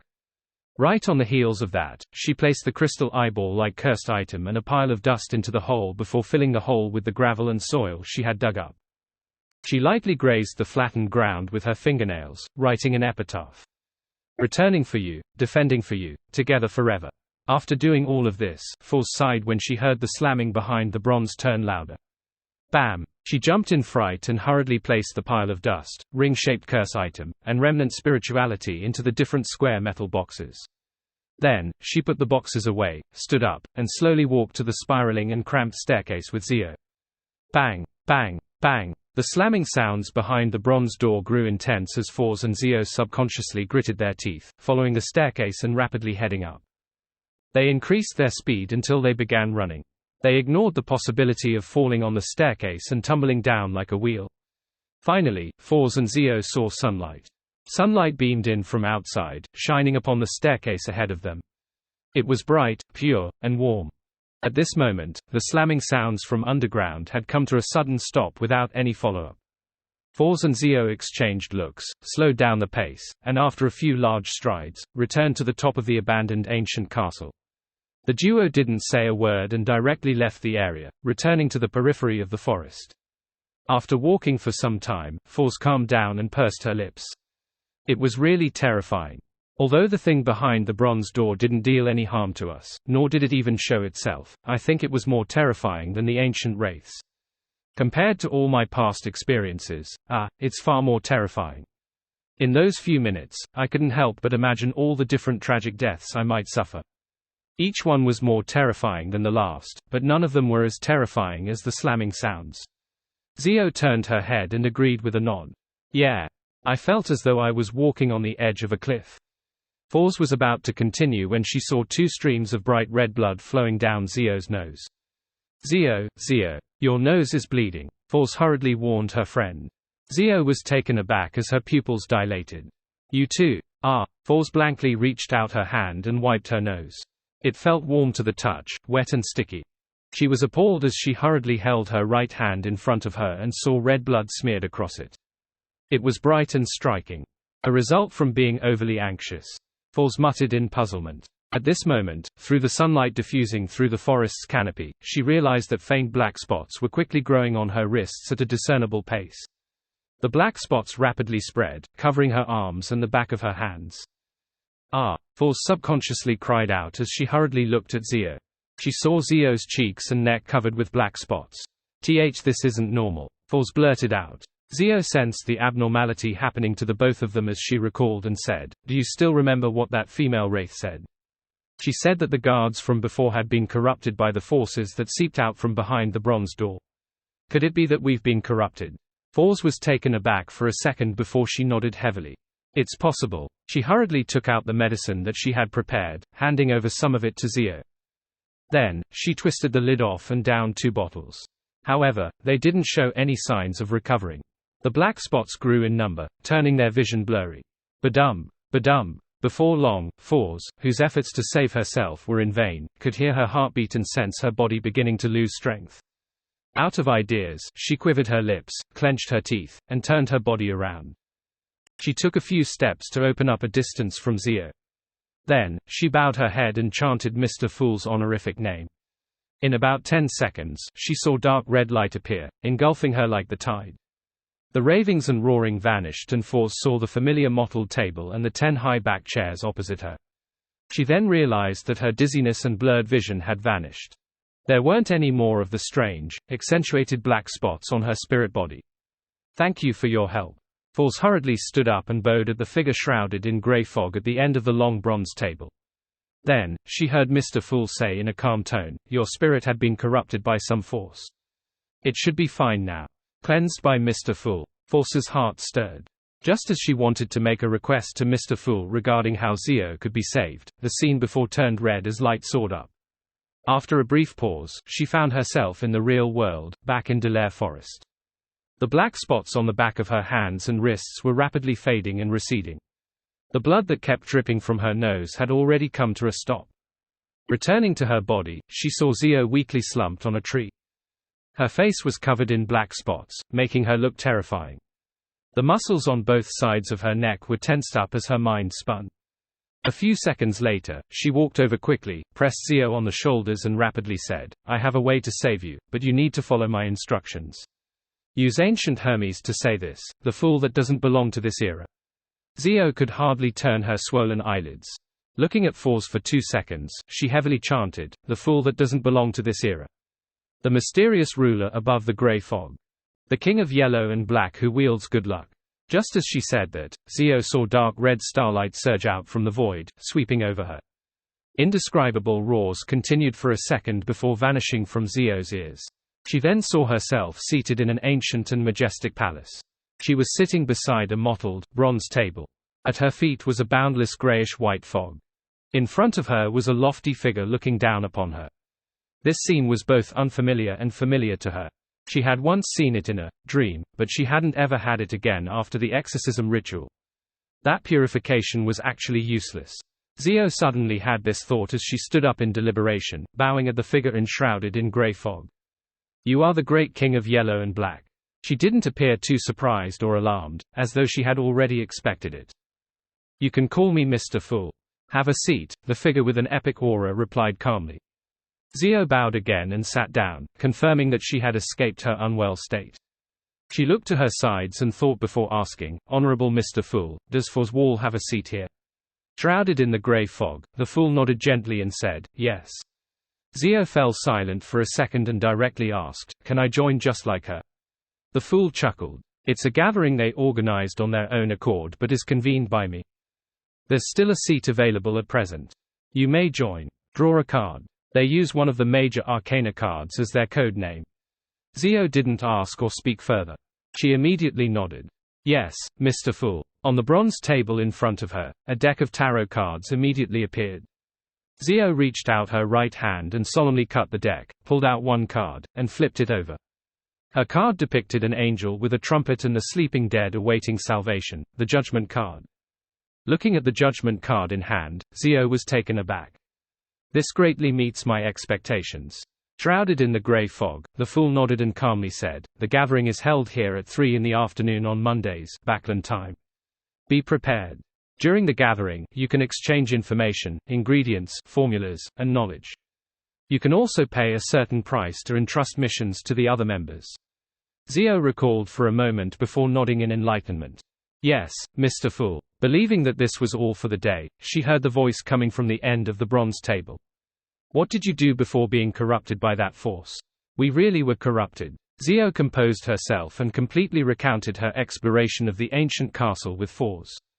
She emphasized the bronze door which had been named the Door of Blackness, as well as the ancient castle's guard that had been reduced to a wraith due to the corruption. Then, she noticed Mr. Fool nod slightly as he said calmly, don't enter that ancient castle again before you reach sequence 4. It's time for you to return. Zio then got up, and following the descriptions in the religious rituals, she bowed and said, your wish is my wish. Just as she said that, the dark red color surged in front of her. After everything dissipated, she was back in the real world and leaning against a thick tree. Subconsciously looking at the back of her hand, she realized that the black spots were rapidly turning faint. Zio looked up at Fours who was staring at her worriedly. As their gazes met, Fours was first delighted before revealing a smile. She opened her mouth but was at a loss for words. Zio slowly exhaled and pointed ahead. Let's first return to the town. All right, Fours answered without any hesitation. At this moment above the grey fog, the Fool Klein was tapping on the edge of the mottled table as he considered Miss Magician and Miss Judgment's encounter. The object or power sealed behind the Door of Blackness could still corrupt the guards and explorers outside, even without escaping. Just the mere thought of it was terrifying. Furthermore, this corruption stemmed from the spirit body. To resolve it, Klein had only two solutions. One was to make the corrupted entity hold a complete secret deed ritual as he used the powers above the grey fog and the sun brooch to complete a purification. The other was to directly pull the spirit body over, using the grey fog to cleanse them. As he didn't have the luxury of time, he had chosen the latter. What could it be? The most corruptive power belongs to the Devil Pathway. That place connects to the abyss. That's not impossible. Based on Little Sun's description, during the early and mid stages of the Second Epoch, devils often left the abyss and were active over the land. It was only when the ancient sun god appeared, causing ancient gods to perish one after another, did they retreat into the abyss and seal themselves in. Based on that, it's rather normal to have an underground ancient entrance in the northern continent to lead to the abyss. It can also be imagined that a castle is built with men sent to watch over it. But the problem lies in the fact that it's been millennia. Why would there still be an existence slamming the door? Are the devils planning on returning? Klein made a preliminary guess. He temporarily had no plans on exploring the abandoned castle to verify his thoughts, because it was unlikely that there would be any changes anytime soon. After all, since it was news that came from the Sanguine, he could get the Moon Emlyn to do some gathering of information to figure out the history of the castle. Reining in this thought, Klein removed the topaz chain from his wrist and divined if the matter regarding the ancient castle was pressing. He received a negative answer. He immediately returned to the real world and waited for the local ruler, General Maysanchez, to send over the down payment. At 2 in the afternoon, Finepotter time, Haggis, with his hair combed backward while dressed as a Northern Continent gentleman, carried a black leather suitcase with a team of guards as he knocked on Dwayne Dantes' door. Please come on in. A warm and elegant voice sounded from the inside. It was first Loanese in a Backland accent before it was changed to the local language of Dutanese. Haggis turned the doorknob and entered. He saw Dwayne Dantes with his white sideburns and deep, blue eyes stand up from his reclining chair while pressing down the ends of his black vest. Good afternoon, my friend. This Loan gentleman with good looks and bearings took 2 steps forward and extended his right palm. This time, he switched to using Loanese. Haggis replied using the accent of a Loanese noble, "It's my honor to be your friend." After he shook hands with Dwayne Dantes, he surveyed the area and chuckled. "Is this your servant?" He pointed at a mixed-blood youth standing behind the arms dealer. In between the lines, he was asking if he was trustworthy. After all, Dwayne Dantes hadn't brought any servants back when he visited the general's residence yesterday. Yes, his greatest strength is the ability to keep secrets. Dwayne Dantes smiled as he pointed to the leather sofa across the reclining chair. With 2 guards following Haggis, he closed the door and sat down. He then said with a smile, "I've heard of an Intis proverb that's said to be from Emperor Roselle. He said that dead men tell no tales." Dwayne Dantes said with a laugh. "Emperor Roselle also said something else. Corpses can speak. Is that so? This is my first time hearing of this." Haggis enjoyed conversing with a Northern Continent gentleman, so they continued their conversation for a while before he lifted up the leather suitcase beside him and opened it. At that instant, there seemed to be overflowing golden lusters. Under the illumination from the sunlight outside, the entire room seemed to brighten significantly. Haggis then looked at Dwayne Dantes and said, 5,000 Loan gold pounds, as well as 5,000 gold coins and gold bars. This is the down payment. I'll bring along the remaining £30,000 in cash and gold the entire time, and will hand it over when the arms deal is completed. Dwayne Dantes scanned the stacks of cash, the gold coins, and gold bars in the leather suitcase before retracting his gaze and saying with a smile, "When do we set off?" Haggis closed the leather suitcase and handed it to Dwayne Dantes' servant and said simply, "Tomorrow morning." He paused for 2 seconds before saying, "Mr. Dantes, the general has a guest who would like to meet you." Dwayne Dantes' expression didn't change as he fell silent for a few seconds. "When?" "Now," Haggis said without daring to show any signs of being perfunctory. "He's downstairs." Dwayne Dantes nodded slightly. "Please invite him up." Haggis immediately heaved a sigh of relief and left with his guards.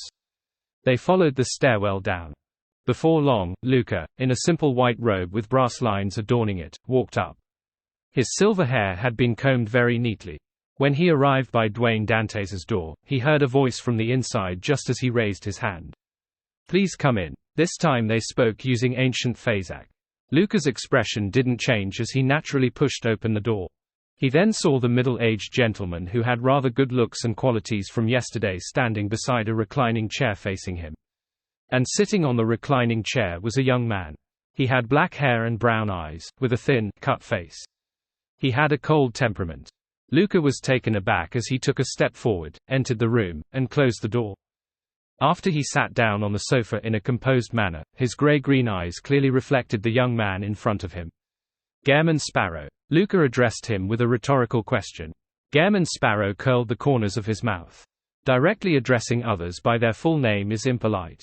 Luca nodded and said, "My apologies for my faux pas. I recall that you advanced to Sequence 5 less than half a year ago, or it might have only been 3 months. Yes, it should have been completed when you were in the ruins of the battlefield of gods. I never expected that you were already a demigod. It left me a little bewildered." Gairman Sparrow smiled without giving any explanations. After a brief moment of silence, he said in an unhurried tone, "Why are you visiting me?"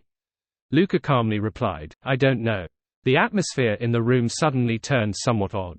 Gairman Sparrow seemed to forget that there was an elderly man sitting opposite him that needed him to speak again. Luca indiscernibly nodded and said, "This is the thing, I made a prophecy by chance not too long ago. In that prophecy, I will be in a rather thorny situation in the future. And one of the people I met with over these few days will help me deal with it. I'm not sure if it's you, but I'd rather be safe than sorry. So I decided to meet you and get to know each other. My name is Luca Brewster, a clergyman who serves the God of knowledge and wisdom. I'm presently in charge of various matters in West Balam." Gairman Sparrow nodded and said, "Not bad. I now know you. I don't believe I need to introduce myself, right?" "Of course," Luca thought and said. "You should be a Bizarro sorcerer. I recently received some intel that there has been some reshuffling among the secret order in Intis." He didn't see Gairman Sparrow reveal any looks of shock. This powerful adventurer, who was famous across the 5 seas, said after a moment of silence, "Zaratul has returned." The look in Luca's eyes changed immediately before being restored to normal. Then, he stood up and nodded. "Since we've gotten to know each other, it's time we bid farewell." After saying this, he walked to the door, twisted the doorknob, and left the room. Sitting on the reclining chair, Gairman Sparrow watched as his figure was concealed inch by the wooden door until he completely disappeared.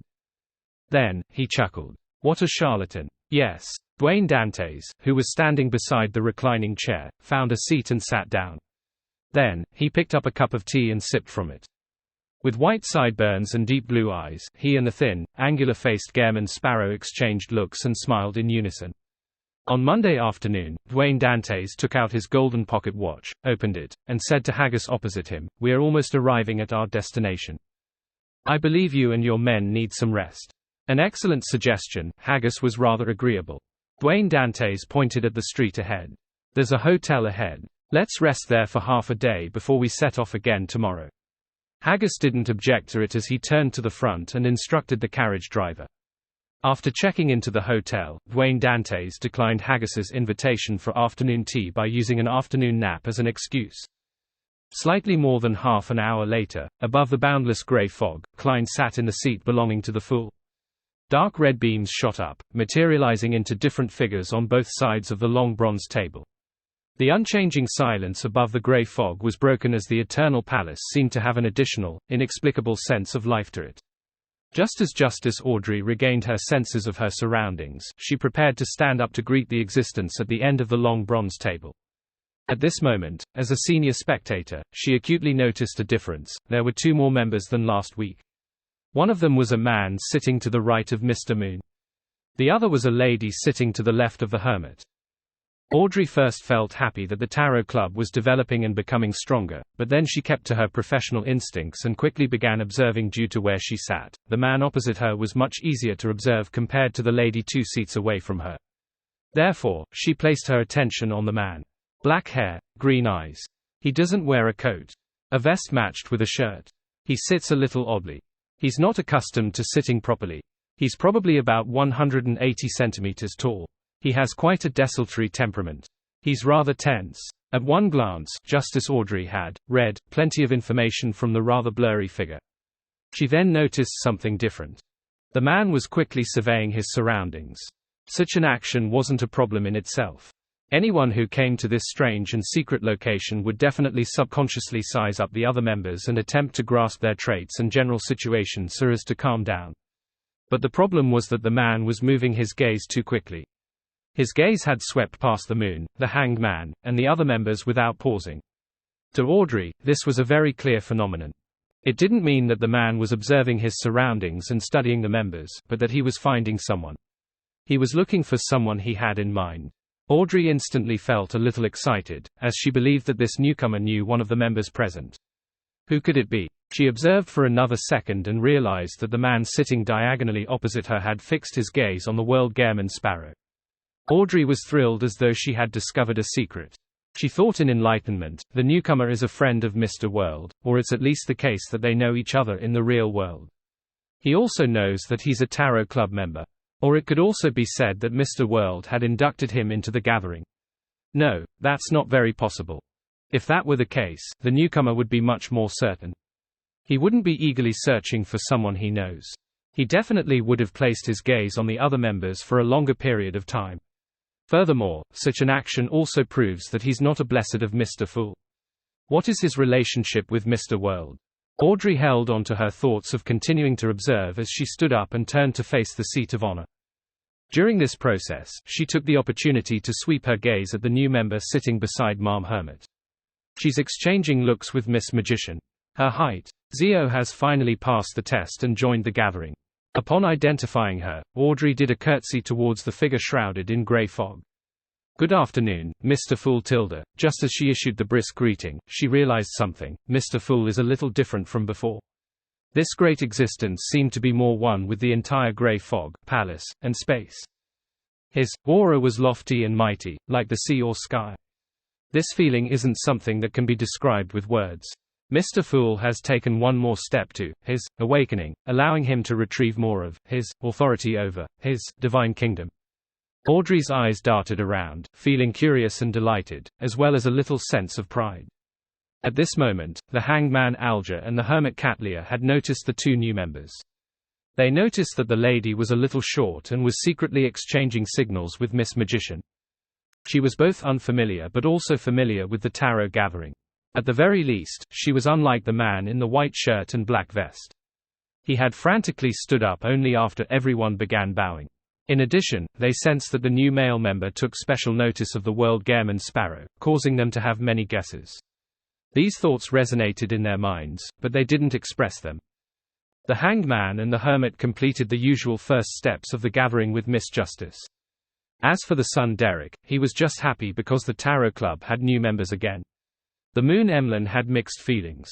On the one hand, he felt a sense of superiority being more senior compared to the newcomers, but on the other hand, he had a feeling that there were just too many messiahs for the apocalypse.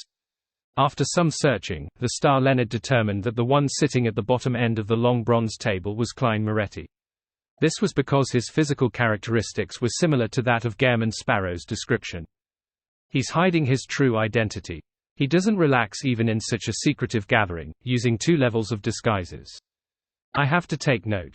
Just as this thought flashed across his mind, Leonard saw the girl sitting to the left of Mr. Fool stand up. Then, she led everyone into bowing. He was taken aback, failing to react in time. He stood out when amongst all the standing members. After a second, Leonard snapped back to his senses and hurriedly stood up to deliver the greeting. Opposite him, Zio glanced at him, equating him to Force to a certain extent. Force shared the same thought, however, she had equated the man with Zio to a certain extent. This was because Zio had appeared rather unreliable when they first met. This is the star, and this is judgment. Take your seats and introduce yourself. The Fool Klein raised his right hand and casually pointed. The name, the star, keeps making me think that it's the code name for a lady. As Leonard thought in exasperation, he focused and began labeling the members in the order of their introduction. Miss Justice. Seems like a young lady, but she might have donned 2 levels of disguise like Klein. She's rather optimistic and cheerful. Although I can't tell the details of her attire, it appears to be very classy. Mr. Hanged Man. Burly, restrained. He's likely to be a straightforward but rash person. Miss Magician. The way she looks at me is weird. From time to time, she will glance at Klein. I've no idea what's on her mind. She seems rather ordinary overall with nothing standing out. Mr. Sun. He's very tall, but the way he speaks sounds like he's going through puberty. Although he's silent, he does seem rather friendly. Miss Hermit. Ma'am Hermit.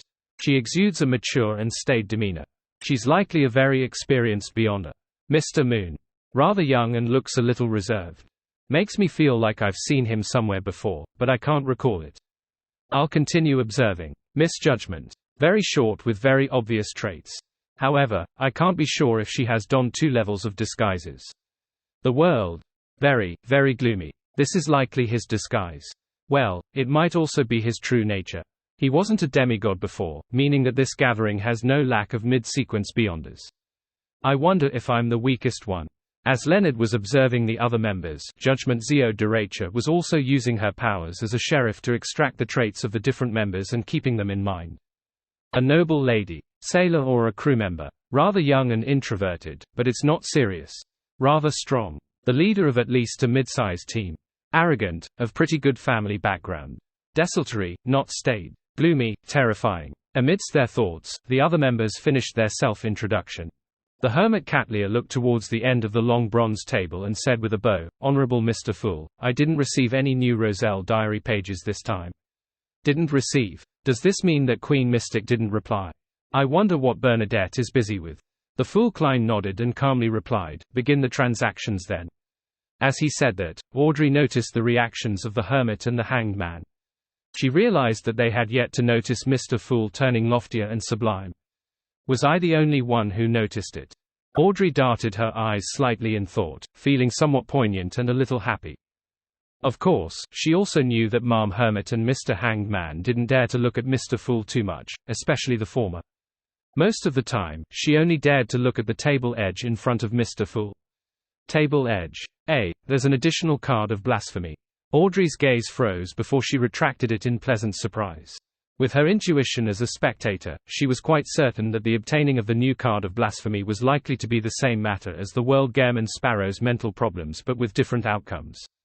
She hesitated for a moment and observed the area. I have nothing I need. Catlia, Derek, Emlyn, and Force had already made preparations and were about to advance, therefore, they didn't have any requests. Likewise for Alger, who was still digesting his potion. Instead, it was Leonard who had the desire to purchase a mystical item. However, with no one showing him an example, he was momentarily unsure how to begin. All he could do was divert some attention to considering Mr. Fool's need for Roselle diaries. After selling Tinder, he wasn't lacking in money. Furthermore, having had the experience using creeping hunger, he realized that having a powerful mystical item was rather useful. At this point, Foz looked at the silent Zio before looking opposite her. "Mr. Hanged Man, I have a material that I wish to be made into a mystical item by that artisan." She was referring to the ancient wraith powder that Zio had. Alger shook his head. "That artisan has been controlled by some members of the Rose School of Thought who believe in the primordial moon. That's all I know. The subsequent matters have been left to Ma'am Hermit to handle." Rose School of Thought. Primordial moon believers. Left to Ma'am Hermit to handle.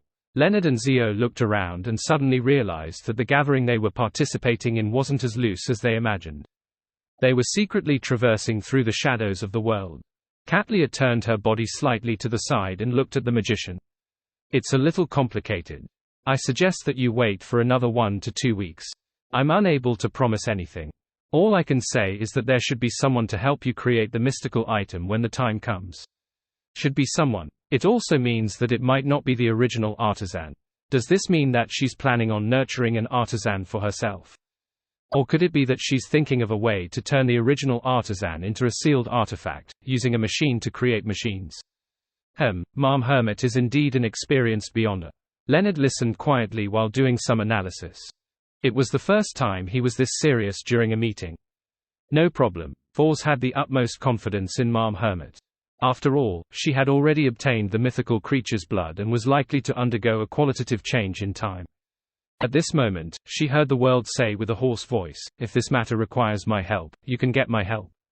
Decline, the Mother Tree of Desire's abnormal interest in the grey fog, as well as Emperor Roselle's warning to be careful of the moon, which made him, who was determined to figure out the secret of transmigration and the door of light, take note of matters involving the Rose School of Thought and the primordial moon believers more than ever before. Furthermore, the artisan was now involved in both matters. Katlia never expected the world to offer his help. After some silence, she nodded slightly. "All right. If I'm unable to handle it, I'll seek your help through Mr. Fool." She had deliberately said, through Mr. Fool, to inform the two newcomers that the Tarot Club had a magical way of contacting one another. There was no need for them to be stumped or be in a dilemma in such aspects. It was something they would understand in due time. As the pirate admiral with the highest bounty across the 5 seas, and as a pirate crew leader of hundreds of subordinates, she wasn't doing this solely out of goodwill, nor was she worried that the two newcomers would affect the progress of the gathering because of excessive questions. Instead, it was a way to assert dominance in front of newcomers.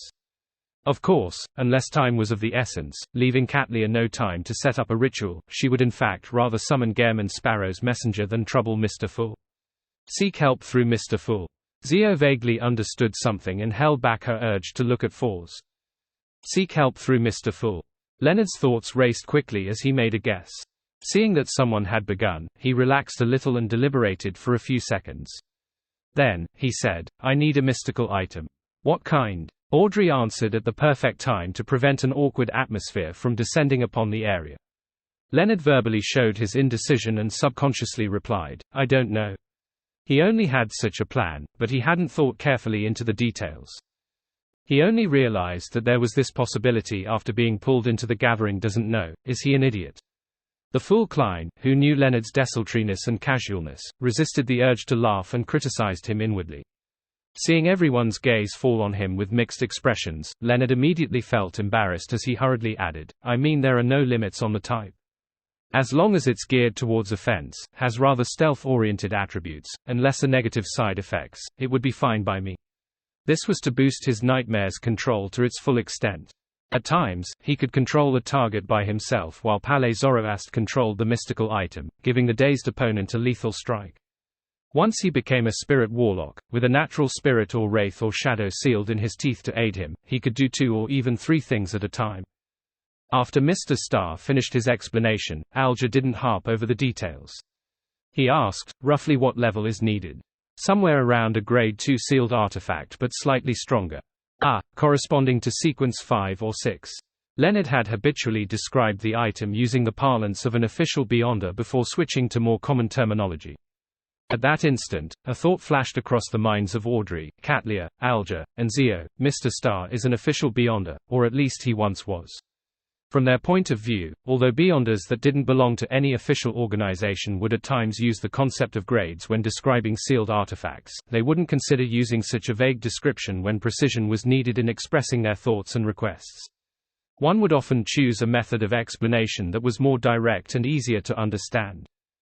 Therefore, the conclusion easily appeared. This way, things turned way more interesting. Mr. World is actually very familiar with an official Beyonder.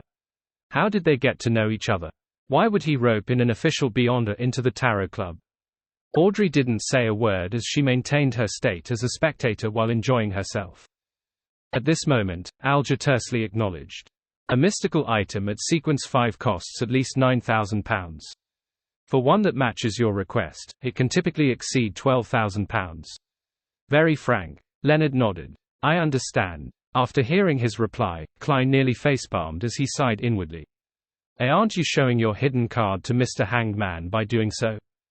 I dare bet that if he has something suitable, the price will definitely be above £12,000.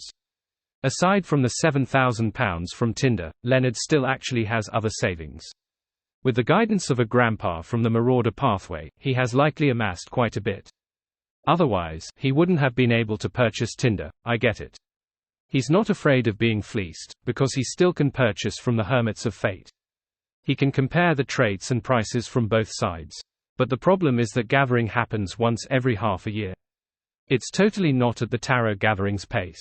At this moment in time, Klein couldn't help but consider selling items to the dear poet that had repeated effects or were of little use after becoming a demigod. He then heard Mr. Hanged Man reply in a deep and calm manner, "All right. I'll keep an eye out for you." Okay. Katlia and the other members expressed their stance as well. Following that, there weren't any transactions, allowing the gathering to automatically enter the free exchange segment. Without waiting for Mr. Hanged Man to inquire, Derek raised his hand and said, "I'm already back in the City of Silver. The chief has informed me that we will begin another round of preliminary explorations of the Giant King's Court shortly.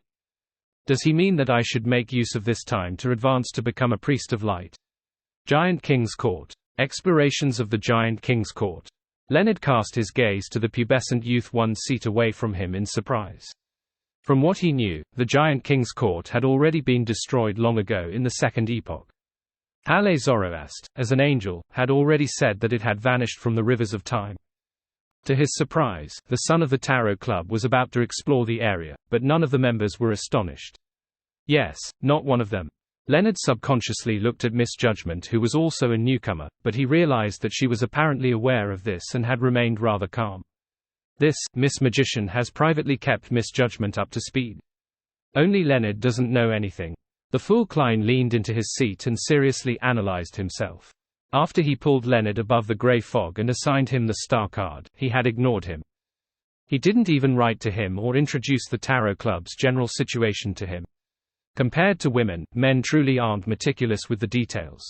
Klein was just about to control the world Gehrman to explain to the star Leonard when he saw the moon Emlyn glance at the poet beside him and say with a rather faint smile, "The Giant King's Court is in the forsaken land of the gods."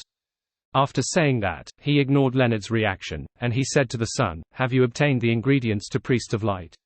He knew that someone had only received the formula just 1 to 2 weeks ago. "Yes, I've gotten it from Mr. World," Derek answered honestly, but he didn't go into the details of the transaction. At this moment, Leonard's mind was filled with the words, "Forsaken Land of the Gods," and "Giant King's Court." He had a feeling like he had walked out of a fantasy or myth. He instinctively reassessed his knowledge of the Tarot Club, realizing the weight of the simple words of how the members come from different places. Even the churches of the 7 deities are unable to find the forsaken land of the gods, but the Tarot Club can do so. It has even roped in a member from there. Right, Isaac Eggers, who I believe wields the death card, doesn't appear at the gathering. Apart from the members here, there are others that come directly under Mr. Fool. It's as I first imagined. It's a secret organization that might develop into an orthodox church. It's not much weaker than the Aurora Order or Rose School of Thought, and it might even be stronger in certain aspects. This is really a divine council. Amidst Leonard's thoughts, Alger agreed with Derek's guess. That's what it is. Exploring the Giant King's Court is a very dangerous matter. He wishes that you quickly grow stronger to resist that elder shepherd's level. Derek nodded in vague acknowledgement. I get it. Thank you, Mr. Hanged Man. He then shared information about what he saw at Noise City, leaving Leonard and Zio dumbfounded. They had no idea how such a strange state and atmosphere was generated. However, the fool Klein noticed something familiar.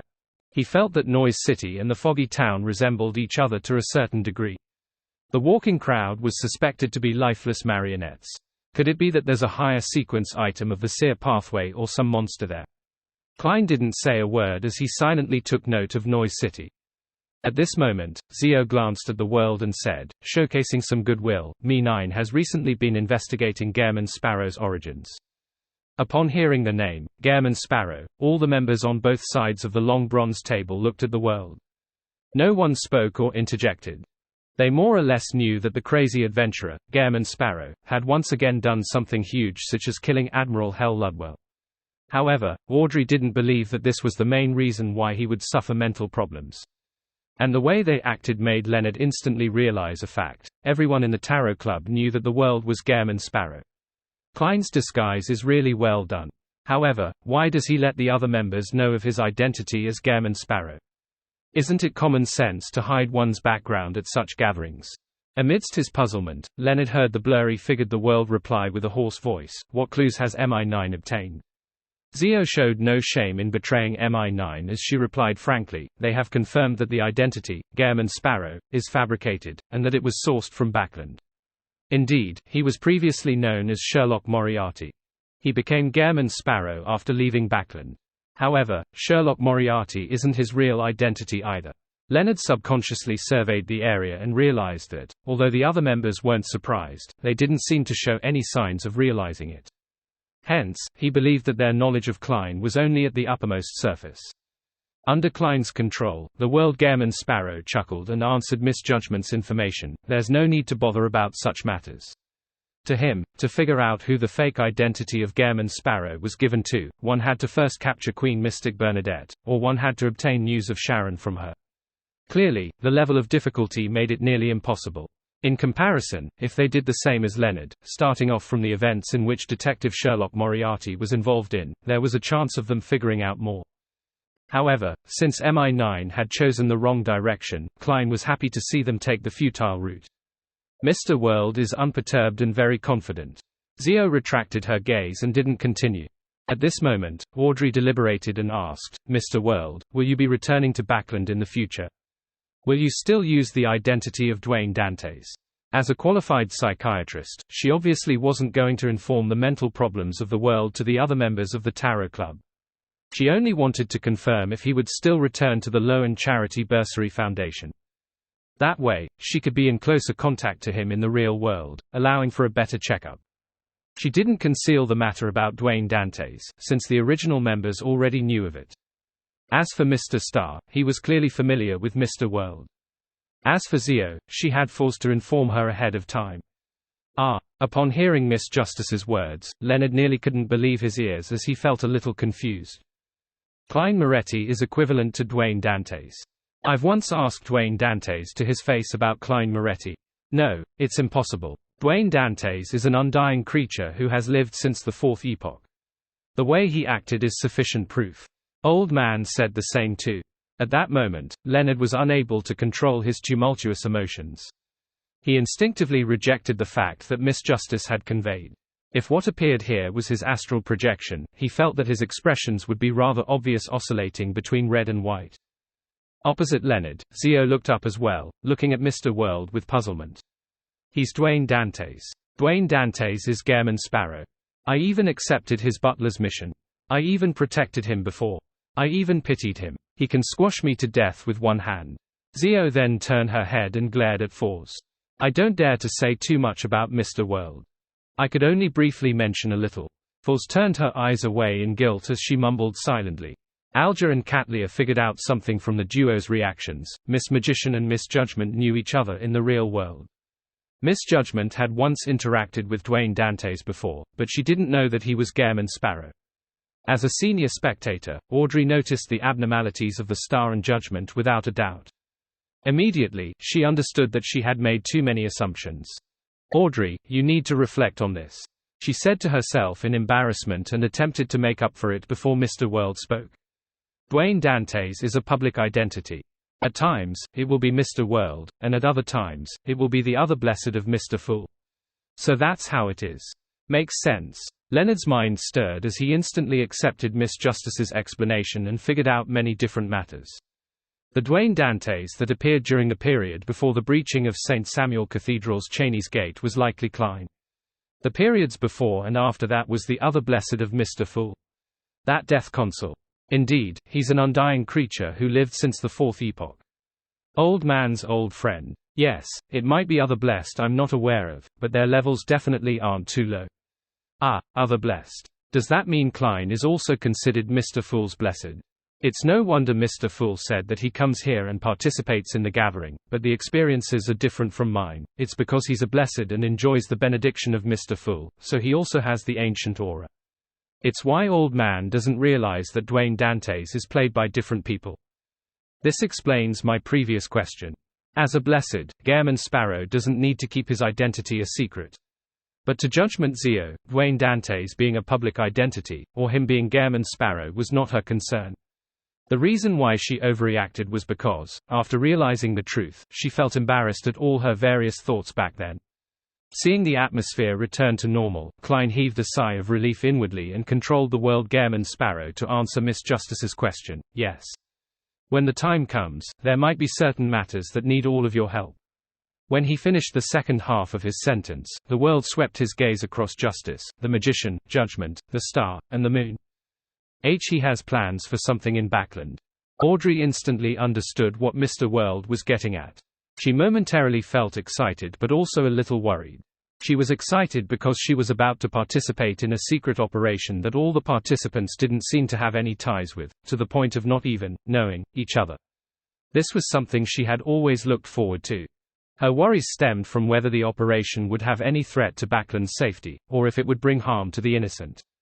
As for danger to herself, she wasn't too worried. She believed that Mr. World would arrange for the mission to be held in the outskirts of the city, provide key information, or cause serious misdirection to the target, without needing any direct participation or fighting.